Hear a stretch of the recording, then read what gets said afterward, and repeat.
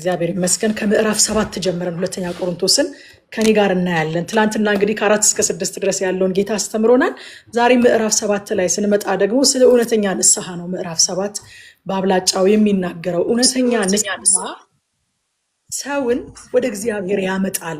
የእግዚአብሔር ቃል ደግሞ በመጀመሪያ ቢያሳዝንም እንኳን በፍጻሜው ግን ወደ ሕይወት ያደርሳል የሚለውን ሐሳብ ነው አትኩሮት ሰጥቶ የሚያስተምረን። ምዕራፍ 7 ሲጀምርም ቁጥር 1 ላይ እንግዲህ ወዳጆች ሆይ የዚህ ተስፋ ቃል ካለን በእግዚአብሔር ፍርሃት ቅድስናን ፍጹም እያደረግን ስጋንና መንፈስን ከሚያረክስ ሁሉ ራሳችንን እናንጻ ይላል። ቅድስናን ፍጹም እያደረግን የሚል ቃል እናገኛለን እና አዲስ ቃል ነው። አሁን እስከ ዛሬ ድረስ ከምናያቸው ቃላት አዲስ ቃል ነው። ምን ማለት ነው? ቅድስናችንን ፍጹም እናድርገው ማለት ነው። እንዴት ነው ሰው ቅድስናውን ፍጹም የሚያደርገው? ቅድስና ፍጹም አይደለም ወይ? እኛስ ነን ወይ ቅድስናን ፍጹም የምናደርገው ብለን እንድንጠይቅ ሊያደርገን ይገባል። ቅድስናና ጽድቅ እንግዲህ የተለያዩ ነገሮች ናቸው። ወደ ጽድቅ ስንመጣ ሮሜን ስንማር እንዳየነው ሰው በክርስቶስ አንዴ ከጸደቀ እየጸደቀ አይሄድም። አንድ ጊዜ ነው የሚጸድቀው። በቃ አንድ ጊዜ የዘር ለውጥ ነው፣ የማንነት ለውጥ ነው የሚያደርገው። ስለዚህ ጽድቅ እየጸደቅን የምንሄደው ነገር አይደለም። ጽድቅ እንደመተከል ነው። ልክ ግን በጽድቅ የተተከለ ሰው ደግሞ በጽድቅ ፍሬ ይገለጣል ብለናል። እውነተኛ ጽድቅ በፍሬ ይገለጣል። የማያፈራ ጽድቅ የለም። እግዚአብሔር የተከላቸው የጽድቅ ዛፎች ትባላላችሁ ያለንም የእግዚአብሔር ቃል ለዛ ነው። እግዚአብሔር የተከለው የጽድቅ ዛፍ ሆኖ የማያፈራ የለም፣ የሆነ ችግር ካልገጠመው በቀር ማለት ነው። ወይ ያልተገባ ቦታ ላይ ተተክሏል፣ ወይ ተገቢውን መግቦት እያገኘ አይደለም፣ እንደሚያስፈልገው ኖሪሽ እየተደረገ አይደለም። የሆነ ችግር ገጥሞት ካልሆነ በስተቀር እግዚአብሔር የተከለው የጽድቅ ዛፍ ያፈራል። ግን በየቀኑ አይተከልም፣ በየቀኑ አንጸድቅም። አንድ ጊዜ በክርስቶስ ኢየሱስ በማመን ሁላችንም ጸድቀናል፣ ያመንን ሁሉ። ያ ጽድቃችን ግን የሚያፈራና በፍሬ የሚገለጥ ነው እንጂ ተሰውሮ የሚቀር አይደለም። ሙያ በልብ ተብሎ የሚቀር ጽድቅ የለም፣ የማይታይ ጽድቅ የለም፣ የማያፈራ ጽድቅ የለም። የሚያፈራ ነገር ነው ብለናል። ወደ ቅድስና ስንመጣ ደግሞ በክርስቶስ የተቀደሰ ሰው ወደዚያ ሙላት ወደዚያ ፍጹምነት እስከሚደርስ ድረስ እየተቀደሰ ይቀጥላል። ቅድስና ቀጣይነት፣ ሳንክቲፊኬሽን የሚሉት ማለት ነው። ቀጣይነት ያለው ነገር ነው። እስከዛ ፍጽምና ድረስ እስከዛ ኮምፕሊትነስ እስከምንደርስ ድረስ እየተቀደስን የምንሄድበት ነገር ነው። ወደ ቅድስና ስንመጣ ከጽድቅ ይለየዋል ቅድስናን። አንደኛ ቆሮንቶስን ስናነብ ምዕራፍ 1 ቁጥር 2 ላይ ሐዋርያው ጳውሎስ እንደዚህ ይላል፣ በቆሮንቶስ ላለችው የእግዚአብሔር ቤተክርስቲያን በክርስቶስ ኢየሱስ ተቀድሰው ይላል። አያችሁ፣ በክርስቶስ ኢየሱስ ተቀድሰው የነሱና የኛ ጌታ የሆነውን የጌታችንን የኢየሱስ ክርስቶስን ስም በየስፍራ ሆነው ከሚጠሩት ሁሉት ጋር ቅዱሳን ለመሆን ለተጠሩት፣ ተቀድሰው ቅዱሳን ለመሆን የተጠሩ፣ ጥሪያችን በቅድስና ለቅድስና ነው የተጠራ ነው። ቀድሶን ጠርቶናል፣ ደግሞ ለቅድስና ጠርቶናል። ተቀድሰዋል። ሲጠሩም ተቀድሰው ነው የተጠሩት። ከዛ ደግሞ ቅዱሳን ለመሆን በዛ ቅድስና ለመኖር በዛ ቅድስና ለመቀጠል እስከዛ ፍጹምነት ድረስ በዛ ቅድስና ለመሄድ ደግሞ ተጠርተዋል ይላል ምዕራፍ 1 ላይ አንደኛ ቆሮንቶስ መልእክቱ ላይ። ተሰሎንቄ ላይ ስንመጣ ደግሞ አንደኛ ተሰሎንቄ ምዕራፍ 4 ቁጥር 7 ላይ እግዚአብሔር በቅድስና እንድንመላለስ እንጂ ለእርኩሰት አልጠራንምና ይላል። አያችሁ፣ ቅድስና ጥሪ ብቻ ሳይሆን ምልልስም ነው ማለት ነው። የተጠራ ነው በቅድስና ነው። ሲጠራን እግዚአብሔር ቀድሶናል። ተቀድሰው ለቅድስና የተጠሩ ይላል አንደኛ ቆሮንቶስ ላይ። ተሰሎንቄ ላይ ስንመጣ ደግሞ በቅድስና እንዲመላለሱ የተጠሩ ነን እኛ። ሃሌሉያ! ለቅድስና የተጠራን፣ ተቀድሰን የተጠራን፣ ደግሞ በቅድስና እንድንመላለስ እንጂ ለርኩሰት ያልተጠራንን እኛ። በቅድስና መኖር የጥሪያችን አካል ነው ማለት ነው። ሃሌሉያ! ፓኬጁ ነው የጥሪያችን። ቀድሶ ጠርቶናል፣ ተቀድሳችኋል ይላል እግዚአብሔር ቃል። ደግሞ በቅድስና ለመኖር ተጠርተናል፣ የጥሪያችን አካል ነው። አንደኛ ዮሐንስ ምዕራፍ 3 ቁጥር 3 ላይ በእርሱ ይህንን ተስፋ የሚያደርግ ሁሉ እርሱ ንጹሕ እንደሆነ ራሱን ያነጻል ይላል። አያችሁ፣ እየነጻን ሳንክቲፋይድ እየሆንን እየተቀደስን የምንኖረው ህይወት ነው ክርስትና። አንድ ጊዜ ተቀድሻለሁ ብለን በርኩሰት የምንመላለስበት ህይወት አይደለም። አዎ ተቀድሰናል፣ ግን በቅድስና ለመኖር ተጠርተናል። ይህንን ተስፋ የሚያደርግ ደግሞ ያንን ፍጽምና ተስፋ የሚያደርግ ሁሉ ደግሞ እርሱ ንጹሕ እንደሆነ ራሱን ያነጻል። እርሱ ቅዱስ እንደሆነ ራሱን ቅዱስ አድርጎ ይጠብቃል። እንደዚህ ይላል ክፍሉ ላይ ስንመለስ፣ ስጋንና መንፈስን ከሚያረክስ ነገር ይላል። ዋው! ስጋንና መንፈስን ምን ማለት ነው? ውጫዊ ማንነትንና ውስጣዊ ማንነትን ልብን ከሚያረክስ ነገር ራሳችንን እየጠበቅን ውጫዊ ማንነትን ስጋችንን የሚያረክስ ነገር ምንድን ነው? ለምሳሌ ዝሙት፣ ለምሳሌ ስካር፣ ለምሳሌ ስርቆት፣ እንደነዚህ አይነት ነገሮች ውጫዊ ማንነታችንን የሚያረክሱ ነገሮች። ውስጣዊ ማንነትን፣ ልብን፣ አመለካከትን የሚያጣምሙና የሚያረክሱ ነገሮችን ደግሞ እንጥቀስ ቢባል ትዕቢት፣ ምቀኝነት፣ ጥላቻ፣ ቂም፣ ግብዝነት፣ ልብ ላይ የነገሰ ጣዖት፣ እነዚህ ነገሮች ውስጣዊ ርኩሰትን የሚያመጡ ናቸው። ጌታም ሲናገር ሰው በልቡ ውስጥ ካለው ነው ክፋት የሚወጣው እንጂ በውጭ ከውጭ የሚያስገባው አይደለም ሰውን የሚያረክሰው ብሏል። ስለዚህ እነዚህ ነገሮች በውስጣችን ካሉ ወደ ውጭ ወጥተው የግድ ያረክሱናል ማለት ነው። ቅድስናን ፍጹም ማድረግ ማለት እነዚህን አሁን የዘረዘርኳቸውን ውጫዊና ውስጣዊ ርኩሰቶች በመንፈስ ቅዱስ ኃይል ማስወገድ ማለት ነው። በመንፈስ ቅዱስ ኃይል ከህይወታችን ላይ ማስወገድ ነው። እነዚህን ማድረግ ቅድስናን ፍጹም ማድረግ ነው። ቅድስናን ፐርፌክት ማድረግ ሳይሆን ቅድስናን ወደ ኮምፕሊትነሱ ማድረስ ማለት ነው። ኮምፕሊት የሚሆንበት ቀን ይመጣል ቅድስና። ስለዚህ ወደዛ መሄድ ወደዛ መጓዝ ግን የዕለት ተዕለት ጀርኒ ነው፣ የክርስትና ጀርኒ ነው ማለት ነው። አንደኛ ጴጥሮስ መልእክት ምዕራፍ 1 ከ15 እስከ 16 ላይም ጴጥሮስ እንደዚህ ያለ፣ ዳሩ ግን እኔ ቅዱስ ነኝና ቅዱሳን ሁኑ ተብሎ ስለተጻፈ የጠራችሁ ቅዱስ እንደሆነ እናንተ ደግሞ በኑሯችሁ። አያችሁ፣ ፖዚሽናሊ እኮ ተቀድሰናል። ደግሞ የእግዚአብሔር ቃል ፖዚሽናሊ ብቻ ሳይሆን አሁን በህይወታችሁ በኑሯችሁ ደግሞ ቅዱሳን ሁኑ ይለናል። የጠራችሁ ቅዱስ እንደሆነ እናንተ ደግሞ በኑሯችሁ ቅዱሳን ሁኑ ይለናል ጴጥሮስም ሲነግረን ማለት ነው። የዕብራውያን ጸሐፊ ምዕራፍ 12 ቁጥር 14 ላይ ከሰው ሁሉ ጋር በሰላም ለመኖር የሚቻላችሁን ሁሉ አድርጉ ካለ በኋላ ለመቀደስም ፈልጉ። ወዳጆች እኔ በጣም ነው ወዶ ይንቃል። ለመቀደስም ፈልጉ፣ ያለ ቅድስና ማንም ጌታን ማየት አይችልምና ይላል። አትሊስት መፈለግ እኮ አለብን በእውነት ማለት የሆኑ ፍጹማን ሰዎች ፈልገን እኮ ጓደኛ ልናደርግ አንችልም። እኛም ፍጹም አይደለንም። ፍጹም ሰውን በዚህ ምድር ላይ አናገኝም። ግን አብረናቸው የምንውላቸው ሰዎች፣ ፌሎሺፕ የምናደርግበት ቦታ፣ መንፈሳዊ ህብረት የምናደርግበት ስፍራ አትሊስት ለመቀደስ የሚፈልጉ፣ ለመቀደስ የሚናፍቁ፣ ለመቀደስ እርምጃ የሚወስዱ በህይወታቸው ላይ መሆን አለባቸው። እኛም እንደዚህ አይነት ሰው መሆን አለብን። በእውነት ይሄ ቃል በጣም ይባርከኛል። እኔ ፈልጉ፣ አትሊስት መፈለግ፣ በቃ መፈለግ፣ አትሊስት ፈልጉ ይለናል። ያለ ቅድስና ማንም ጌታን ማየት አይችልም ይለናል።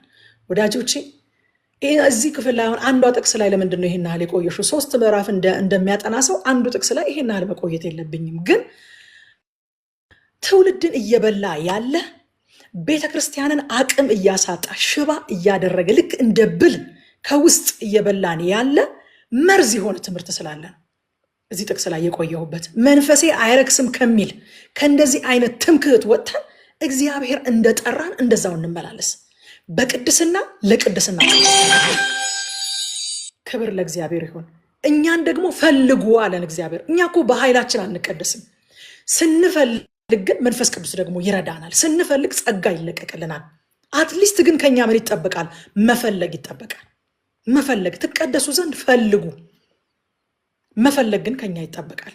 ለዚህ ነው እዚህ ክፍል ላይ የቆየውበት። ከቁጥር 2 እስከ 7 ድረስ የጳውሎስን ልብ እናያለን። ለቆሮንቶስ ሰዎች ያለውን ልብ ይነግራቸዋል። እኛ ማንንም አላታለልንም ይላል። ማንንም አላታለልንም።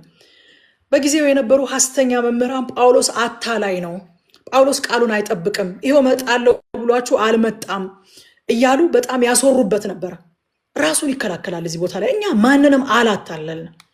እውነተኛ አገልጋይ መሆን ወገኖቼ ከትችት ነፃ አያደርግም። ከትችት ነፃ ለመሆን ዋስትና አይሰጠንም። ይተች ነበር ሐዋርያው ጳውሎስ። እንደዛ በዋጋ እያገለገላቸው፣ እንደዛ መከራውን እየበላ እያገለገላቸው ግን ይተቹት ነበረ። ገንዘባችንን ነው የሚፈልገው ይሉት ነበረ። እኛን አይደለም የሚፈልገው፣ ገንዘባችሁን ፈልጎ ነው ብሎ የሚያስወሩ ሐሰተኛ መምህራን በዛ ነበሩ።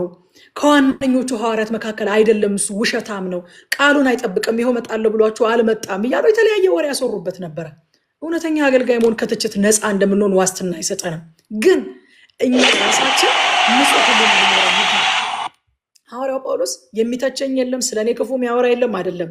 የሁል ጊዜ ትምክህቱ በሰውና በእግዚአብሔር ፊት ንጹህ ሕሊና አለኝ የሚል ነው። በቃ ትምክህታችን ሊሆን የሚችለው እሱ ብቻ ነው። ሰዎች አይተቹንም የሚል ማስተማመኛ ማንም ሊሰጠን አይችልም። ግን እኔ ግን ህሊናዬ ነፃ ነው። ደግሞ በሰው ፊት ብቻ አይደለም በእግዚአብሔር ፊት። አንዲት የእግዚአብሔር ሴት በጣም የምወዳት እንደዚህ ያለችኝ፣ ማታ ልክ ከትራስሽ ጋር ስትገናኝ ህሊናሽ ምን ይልሻል? ዳትስ ዋት ማተርስ አለችኝ። በቃ ማተር የሚያደርገው እሱ ነው። ሰዎች ስለ አንቺ ያነሰም የበዛም ነገር ሊናገሩ ይችላሉ። ያልሆንሽውን ሆነች ብለው ሊክቡሽ ይችላሉ። ያላጠፋሽውን አጠፋሽ ብለው ሊተቹሽ ይችላሉ ሰዎች። ኢዳዝን ማተር። ልክ ግን መሽቶ ትራስሽ ከጭንቅላትሽ ጋር ሲገናኝ ህሊናሽ ምን ይልሻል አለችኝ። ያ ነው ማተር የሚያደርገው። ሐዋርያው ጳውሎስ ዋናው ግድ የሚለው ህሊናዬ ምን ይለኛል፣ በሰው ፊት ህሊናዬ ምን ይለኛል፣ በእግዚአብሔር ፊት ህሊናዬ ምን ይለኛል ነው እንጂ ቆሮንቶስ ቤተክርስቲያን ውስጥ ስለሱ የሚወራ ክፉ ነገር የለም ማለት አይደለም። ህሊናችን ምን ይለናል የሚለው ነገር ነው በጣም ማተር የሚያደርገው። ማንንም አላታለልንም ይላል። ከቁጥር 5 እስከ 7 በመቄዶንያ የገጠመውን መከራ ይናገራል። ከውጭ ጠብ ከውስጥ ፍርሃት ነበረ። ነገር ግን አለ እግዚአብሔር ቲቶን በመላክ አጽናናን አለ። ዋው! ቲቶ ማለት እንግዲህ እኛ ቲቶን ስናጠና አይተነዋል። በሐዋርያው ጳውሎስ እጅ እንደዳነ የሚታመን ሰው ነው፣ መንፈሳዊ ልጁ ነው። ነገር ግን እግዚአብሔር ሐዋርያው ጳውሎስን የሚያክል ታላቅ አገልጋይ ቲቶን በመላክ አጽናናን ይላል። ቲቶን በመላክ እውነተኛ አገልጋይ፣ ታላቅ አገልጋይ ከቲቶ መጽናናት ሲቀበል እዚህ ቦታ ላይ እናያለን። ወደ ቆሮንቶስ መጥቶ መልካም ዜና ይዞለት ተመለሰ። የቆሮንቶስ ሰዎች ተጸጽተዋል አለው።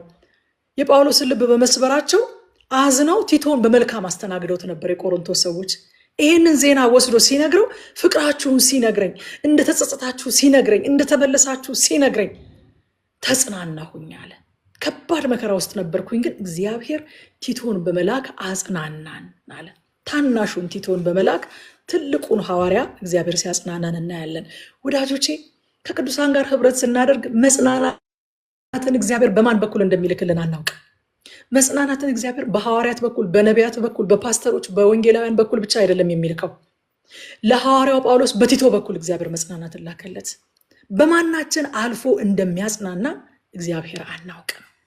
ስለዚህ ከቅዱሳን ጋር በሚኖረን ህብረት እግዚአብሔር እንደሚሰራ አምነን ነው መሄድ ያለብን። በማን ይሰራል ብለን የሰዎችን ማዕረግ የሰዎችን ስልጣን መቁጠር ሳይሆን እግዚአብሔር እንደሚሰራ በማንም ይሁን በምን እግዚአብሔር እንደሚሰራ አምነን ነው በቅዱሳን ህብረት ልንገኝ የሚገባው ማለት ነው። ከቁጥር 8 እስከ 12 ወዳለው ሀሳብ ስናልፍ ይሄ ክፍል በጣም ብዙ ጊዜ አንስቼዋለሁኝ። ሌሎች ክፍሎችንም ስናጠና ስለ ንስሐ በጣም የሚያስተምረኝና በጣም የሚያስደንቀኝ የእግዚአብሔር ቃል ክፍል ነው።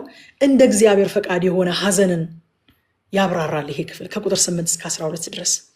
ጳውሎስ እንግዲህ አንደኛ ቆሮንቶስን ስናጠና እንዳየነው በአንደኛ ቆሮንቶስ መልእክቱ የቆሮንቶስ ሰዎችን አሳዝኗቸው ነበር። ላሞካሻቸው አይደለም ይሄንን መልእክት የጻፍኩላችሁ እያለ ገስጿቸው ነበረ፣ አሳዝኗቸው ነበር። ልትመኩ አይገባም፣ እንደዚህ አይነት ነገር በመካከላችሁ እያለ እናንተ ግን ተመክታችኋል፣ እናንተ ግን ተኩራርታችሁ ተቀምጣችኋል። ክፉን ነገር ከመካከላችሁ አላስወገዳችሁም። የአባቱን ሚስት ያገባ ሰው ቸርች የአባቱን ሚስት ይዞ እስከሚመጣ ድረስ ድፍረትን አግኝቷል። አላሳፈራችሁትም፣ አበረታታችሁታል። ከእንደዚህ አይነት ሰዎች ጋር ፌሎሺፕ እያደረጋችሁ ነው። በዛ ላይ ደግሞ በመካከላችሁ ያለ መከፋፈል፣ እኔ የጳውሎስ ነኝ እኔ የአጵሎስ ነኝ እያላችሁ ደግሞ ተከፋፍላችኋል። በመንፈሳዊ ነገር ሕፃናት ናችሁ። የጸጋ ስጦታዎችን ለጉድ ተቀብላችኋል፣ ባለጠጎች ተደርጋችኋል። ግን ማኔጅ ማድረግ አልቻላችሁም። የጌታ እራት ነው ብላችሁ ተሰብስባችሁ ግማሾቻችሁ ትሰክራላችሁ፣ ግማሾቹ ደግሞ አጥተው ነጥተው ተርበው ይመለሳሉ። ኬዎስ ነው ቤተክርስቲያናችሁ ውስጥ ያለው። በዚህ ነገር እግዚአብሔር ደስ አይሰኝም። ለምንድነው ቤታችሁ በልታችሁ ማትመጡት? እዚህ ሰዎችን ለማስጎምጀት ነው ይዛችሁ የምትመጡት? እናንተ እየሰከራችሁ እናንተ እየጠገባችሁ ሌላ ሰው ሲራብ እንቁልጭ ለማለት ነው እዚህ ይዛችሁ የምትመጡት? ኬዎስ ነው ያለው ቤተክርስቲያን ውስጥ። ብዙ ስርዓት ተዛብቷል። ቆሮንቶስ ቤተክርስቲያን ውስጥ የገጠሙትን ችግሮች በሙሉ አይተናል።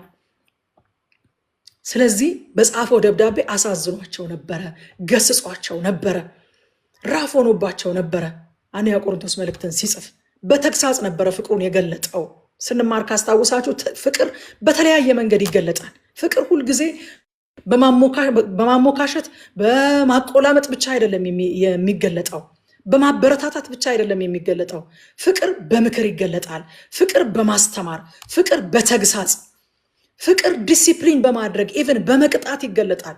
እኛ እኮ ልጆቻችንን የምንቀጣው ስለምንጠላቸው አይደለም፣ ስለምንወዳቸው ነው። የዕብራውያን ጸሐፊ እንደሚል አባት የሚወደው ልጁን ይቀጣዋል፣ የማይቀጣ እንደውም ዲቃላ ነው ይላል እግዚአብሔር ቃል።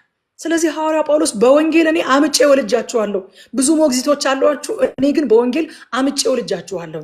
ሰው ደግሞ የወለደውን ሰው እንዴት እንደሚወደው የሚገልጸው በማቆላመጥ ብቻ አይደለም፣ ተግሳጽ ሲያስፈልግ በመገሰጽ ነው ብሎ ገስጿቸዋል፣ አሳዝኗቸዋል። ያ ሐዘን ግን ወደ ንስሐ አመጣችሁ ይላል። ደስ አይልም? ወደ ንስሐ አመጣችሁ። ቁጥር 10 ላይ እንደ እግዚአብሔር ፈቃድ የሆነ ሐዘን ወደ ድነት ለሚያደርስ ንስሐ ያበቃል፣ ጸጸትም የለበትም። ዓለማዊ ሐዘን ግን ለሞት ያበቃል ይላል። ሁለት አይነት ሐዘንን ያሳያቸዋል። እንደ እግዚአብሔር ፈቃድ የሆነ ሐዘንና ዓለማዊ ሐዘን። እንደ እግዚአብሔር ፈቃድ የሆነ ሐዘን ሞቲቭ ራሱ እግዚአብሔርን አሳዝኛለሁ የሚል ሐዘን ነው። እግዚአብሔርን አሳዝኛለሁ።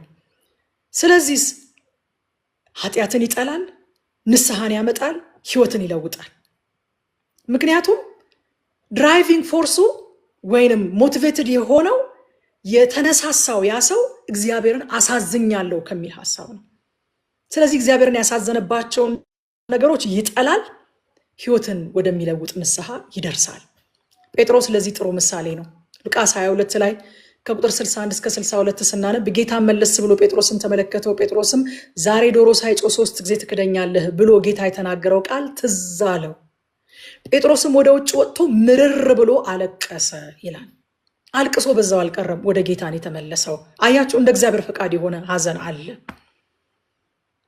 ዛሬ በዚህ ዘመን እንደ እግዚአብሔር ፈቃድ የሆነ ሐዘን እንድታዝኑ የማይፈቅዱላችሁ ሰዎች አሉ። ምንድን ነው የምታለቃቅሱት የሚሏችሁ ሰዎች አሉ። ለምን አናለቅስም እንዴ? ለምንድን ነው ማናዝነው? ይሄ እኮ ትክክለኛ ህሊናው ያልደነዘዘ ሰው የሚያደርገው ነገር ነው። እንኳን እግዚአብሔርን ሰውን በድሎ ማዘን የለበትም እንዴ? አይምሮ ጤነኛ ከሆነ ህሊናው ካልደነዘዘ፣ ሴንሲቲቪቲው ካልጠፋ፣ ልቡ ካልደነደነ በስተቀር ሰው እንኳን እግዚአብሔርን ሰውን በድሎስ እንዴት አያዝንም? እንዴት አያዝንም? እንደ እግዚአብሔር ፈቃድ የሆነ ሐዘን አለ። ምን አይነት ሐዘን? እግዚአብሔርን አሳዝኛለሁ፣ እግዚአብሔርን በድያለሁ። ስለዚህ እግዚአብሔርን እንድበድል ያደረገኝን ይሄንን ስራ፣ ይሄንን ተግባር፣ ይሄንን ልምምድ ጠልቼዋለሁ ብሎ ወደ ንስሐ የሚያመጣ እንደ እግዚአብሔር ፈቃድ የሆነ ሐዘን አለ። ማዘናችሁን ቀጥሉ ወዳጆቼ። ሁል ጊዜ እንደምላችሁ መፍራት ስታቆሙ ፍሩ፣ ማዘን ስታቆሙ እዘኑ ወዳጆቼ። ክፉ ነገር አድርጋችሁ ማዘን ያቆማችሁ ቀን ማዘን የዛለት ነው። የእውነት ማዘን የዛለት ነው። ምንም ያልመሰላችሁ ቀን፣ ሰውን ጎድታችሁ፣ እግዚአብሔርን አሳዝናችሁ፣ የእግዚአብሔርን ቃል ተላልፋችሁ፣ እነዚህን ነገሮች በህይወት አጋጣሚ በተለያየ ድካም አናደርጋቸውም እያልኳችሁ አይደለም። አድርገናቸው አለማዘን ግን ሌላ ሌቭል ነው። እሱ ነው የሚያሳዝነው፣ እሱ ነው የሚያስፈራው። አለመፍራት ነው የሚያስፈራው፣ አለማዘን ነው የሚያሳዝነው ወዳጆቼ። ሐዋርያ ጳውሎስ እንኳን አዘናችሁ ይላቸዋል። ደስ የተሰኘሁት ደግሞ ስላሳዘንኳችሁ አይደለም፣ ሐዘናችሁ ወደ ንስሐ ስላመጣችሁ ነው። አያችሁ፣ እንደ እግዚአብሔር ፈቃድ የሆነ ሰውን በድለን ስናዝን፣ እግዚአብሔርን በድለን ስናዝን፣ ይሄ እንደ እግዚአብሔር ፈቃድ የሆነ ሐዘን ነው፣ ጤንነት ነው። እንዴ ወገኖቼ፣ የረሃብ ስሜት ጤንነት አይደለም እንዴ? በሽታ ነው እንዴ የረሃብ ስሜት? የረሃብ ስሜታችን ከጠፋ እኮ ሐኪም ቤት እንሄዳለን። የሆነ ችግር ተፈጥሯል ሰውነታችን ውስጥ። ኖርማሊ በቃ እንዲርበን አድርጎ ነው እግዚአብሔር የፈጠረን። በህይወት መኖር ካለብን መራብ አለብን። የምግብ ፍላጎት ሊኖረን ያስፈልጋል። ካልሆነ መድኃኒት ይሰጡናል ሐኪሞቹ፣ ካልሆነ ግሉኮስ ይሰጠናል፣ ካልሆነ የሆነ ሌላ አይነት ትሪትመንት ውስጥ እንገባለን። መራብ አለብን። አለመራብ ትክክል አይደለም። ረሃብ ደስ የሚል ስሜት አይደለም እኮ፣ ኢንጆይ አይደረግም። ግን ደግሞ መራብ አለብን። ምግብ እንደሚያስፈልገን እንድናውቅ እንድንበላ መራብ አለብን። ሐዘንም ደስ የሚል ስሜት አይደለም። ግን ደግሞ ማዘን አለብን። ክፉ ነገር ስናደርግ ንስሐ እንድንገባ፣ ከእግዚአብሔር ጋር እንድንታረቅ፣ እግዚአብሔርን ይቅርታ እንድንጠይቅ፣ ሰዎችን ይቅርታ እንድንጠይቅ፣ ወደ ትክክለኛው መንገድ እንድንመለስ ማዘን አለብን። ኢንጆይ የሚደረግ ነገር ነው እያልኳቸው አይደለም። እዘኑ ስላችሁ ልክ እንደ ረሃብ ነው። ግን ካልራብን ጤንነታችን እንደተዛባ እንደምንቆጥር፣ አለመራብ የጤና ማጣት ምልክት እንደሆነ ሁሉ አለማዘን፣ ክፉ ነገር አድርጎ ሰውን በድሎ እግዚአብሔርን በድሎ ከእግዚአብሔር ቃል በተቃራኒ እየኖሩ አለማዘን የመንፈሳዊ ጤንነት መዛባት ምልክት ነው። ታመናል፣ አሞናል፣ መታከም አለብን። ጸሎት ያስፈልገናል፣ ምክር ያስፈልገናል። ጌታ ሆይ ሴንሲቲቭ መሆን እፈልጋለሁ፣ እንደገና መደንገጥ አቁሜያለሁ፣ ማዘን አቁሜያለሁ፣ ይሄ ደግሞ መንፈሳዊ ጤንነት አይደለም ብለን ወደ እግዚአብሔር ልንመለስና ሐዘናችንን እንዲመልስልን ልንጸልይ ያስፈልጋል ወገኖች። ሐዘናችን ይመለስ። በእውነት ሐዘናቸው የጠፋባቸው ሰዎች ናቸው አሁን ቤተክርስቲያንን ቁም ስቅሏን እያሳዩት ያሉት፣ የቤተክርስቲያንን መልክ እያጠለሹ ያሉት፣ ክፉ ነገር አድርገው የማይደነግጡ በወንጌል የሚነግዱ፣ በቤተክርስቲያን የሚነግዱ፣ በሰው ነፍስ የሚነግዱ ሰዎች ማዘን ስላቆሙ ነው። ማዘን ስላቆሙ እግዚአብሔር ሐዘናቸውን ይመልስላቸው፣ እንደገና እንዲደነግጡ እግዚአብሔር ይርዳቸው። ሰው እኮ አያጠፋም አይደለም፣ አይበድልም አይደለም፣ አይሳሳትም አይደለም።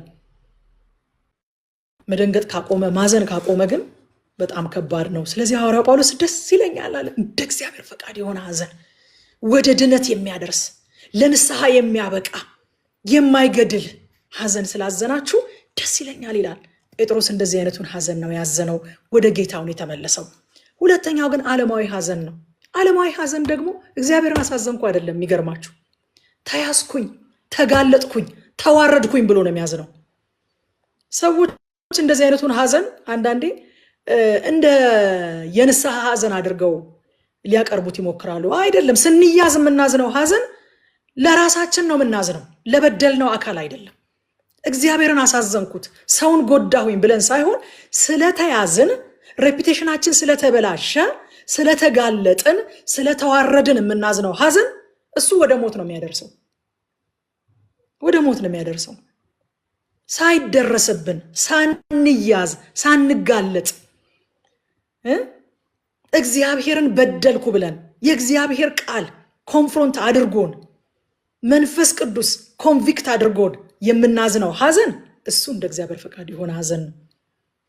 አጣብቂኝ ውስጥ ስንገባ ወይኔ ተዋረድኩኝ፣ በቃ ታሪክ የተበላሸ ብለን የምናዝነው ሐዘን ግን እሱ ለራሳችን ነው ያዘንነው እንጂ የንስሐ ሐዘን አይደለም። ውጤቱም መከፋት፣ ተስፋ መቁረጥ ነው እንጂ የልብ መለወጥ አይደለም። ይሁዳ ለዚህ ጥሩ ምሳሌ ነው። ተጸጸተ እንጂ ወደ ጌታው አልተመለሰም። እንደምታውቁት አሳልፎ የሰጠው ይሁዳም ይላል ማቴዎስ 27 ላይ ኢየሱስ እንደተፈረደበት ባየ ጊዜ ተጸጸተ። የወሰደውን 30 ጥሬ ብር ለካህናት አለቆችና ለሕዝቡ ሽማግሌዎች መልሶ በመስጠት ንጹሕ ሰው አሳልፌ በመስጠቴ በድያለሁ አለ። እነርሱም ታዲያ እኛ ምን አገባን? የራስ ጉዳይ ነው አሉት። ስለዚህ ይሁዳ ብሩን በቤተ መቅደስ ውስጥ ወርውሮ ወጣ፣ ሄዶም ራሱን ሰቅሎ ሞተ ይላል። ወደ ጌታው አልተመለሰም። እውነተኛ ንስሐ ወደ ጌታችን መመለስ ነው። ዓለማዊ ንስሐ ግን በጸጸት ተስፋ በመቁረጥ በቃ የኔ ነገር በማለት ውስጥ መኖር ነው። ይሁዳ ለዚህ ትክክለኛው ምሳሌ ነው። ወደ እግዚአብሔር የሚመልስ ሐዘን ግን እንደ እግዚአብሔር ፈቃድ የሆነ ሐዘን ነው። ስለዚህ እግዚአብሔርን ስለበደልን ማዘንና ኃጢአታችን ያመጣብንን መዘዝ አስበን ለራሳችን ማዘን የተለያዩ ነገሮች ናቸው። የተለያዩ ነገሮች ናቸው። ተዋረድኩኝ ብሎ ማዘንና የጌታን ስም አሰደብኩኝ ብሎ ማዘን የተለያዩ ነገሮች ናቸው። ወንጌልን አሰደብኩኝ ብሎ ማዘንና ወይኔ በቃ ነገር የተበላሸ ታሪክ የተበላሸ ብሎ ማዘን የተለያዩ ነገሮች ናቸው። ከዛ ቁጥር 11 ላይ እውነተኛ ንስሐ የሚያፈራውን ፍሬ ዘርዝሮ ይነግራቸዋል። ይህ እንደ እግዚአብሔር ፈቃድ የሆነው ሐዘን እንዴት ያለ ትጋት! አያችሁ እውነተኛ ንስሐ ወዴት እንደሚያመጣ፣ እንዴት ያለ ትጋት፣ እንዴት ያለ መልስ የመስጠት ችሎታ፣ እንዴት ያለ ቁጣ፣ እንዴት ያለ ፍርሃት፣ እንዴት ያለ ናፍቆት፣ እንዴት ያለ በጎ ቅናት፣ እንዴት ያለ ተግሳጽ እንዳስገኘላችሁ ተመልከቱ። ተመልከቱ ወገኖቼ፣ እንደ እግዚአብሔር ፈቃድ አዝነን እነዚህ ፍሬዎች በሕይወታችን ቢገለጡ አይሻልም? ልባችን ደንድኖ አጥፍተን እንዳላጠፋ፣ በድለን እንዳልበደለ፣ ተሳስተን እንዳልተሳሳተ፣ ደረታችንን ነፍተን ከምንቀመጥ፣ ግንባራችንን እንደ ቡላድ ድንጋይ አድርገን አንገታችንን አደንድነን ከምንቀመጥ እንደ እግዚአብሔር ፈቃድ የሆነ ሐዘን አዝነን እንደዚህ አይነት ፍሬዎች በሕይወታችን ቢገለጡ አይሻልም?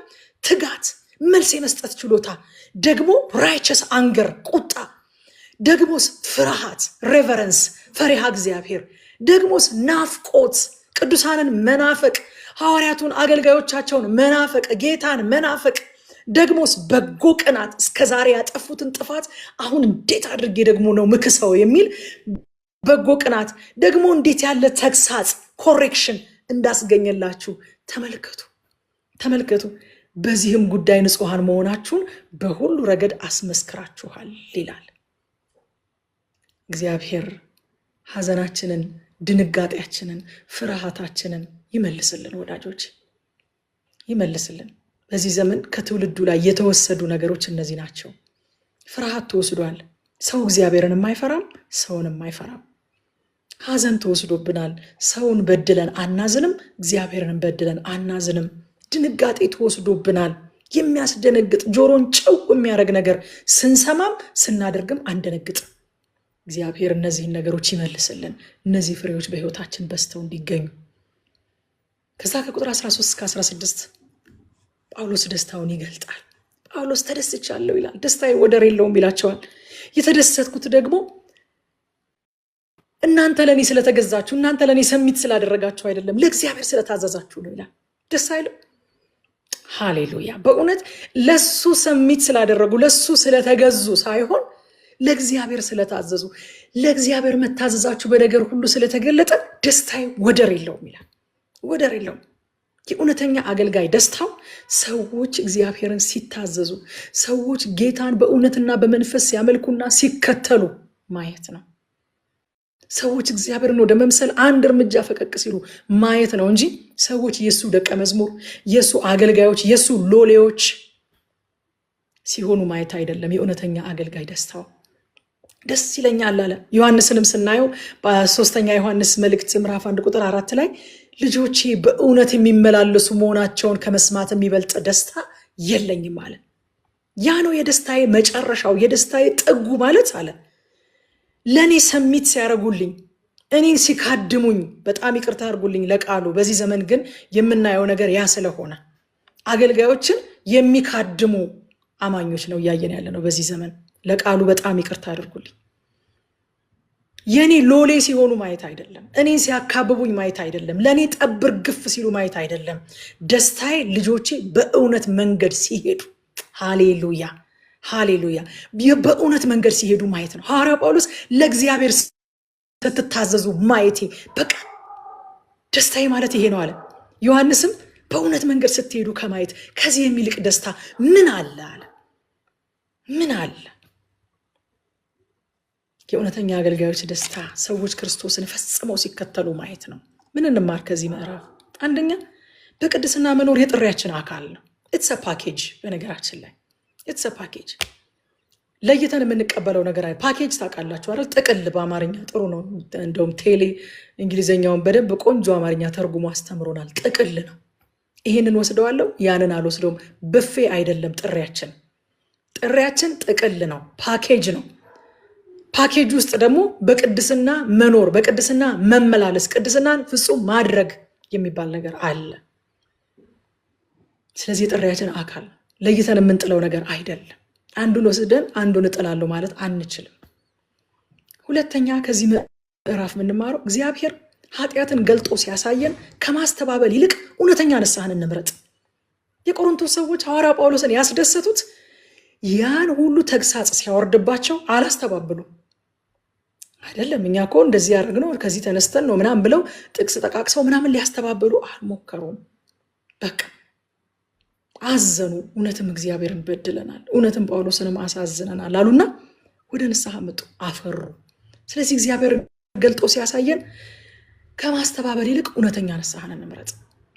ሶስተኛ ከዚህ ምዕራፍ የምንማረው ተግሳጽ ለጊዜው ቢያሳዝንም በጸጋ እንቀበለው።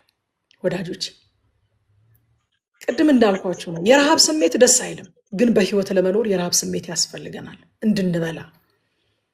ሐዘን ደስ አይልም፣ ግን መንፈሳዊ ጤንነታችን የሚረጋገጠው በክፉ ነገር ስናዝን ነው።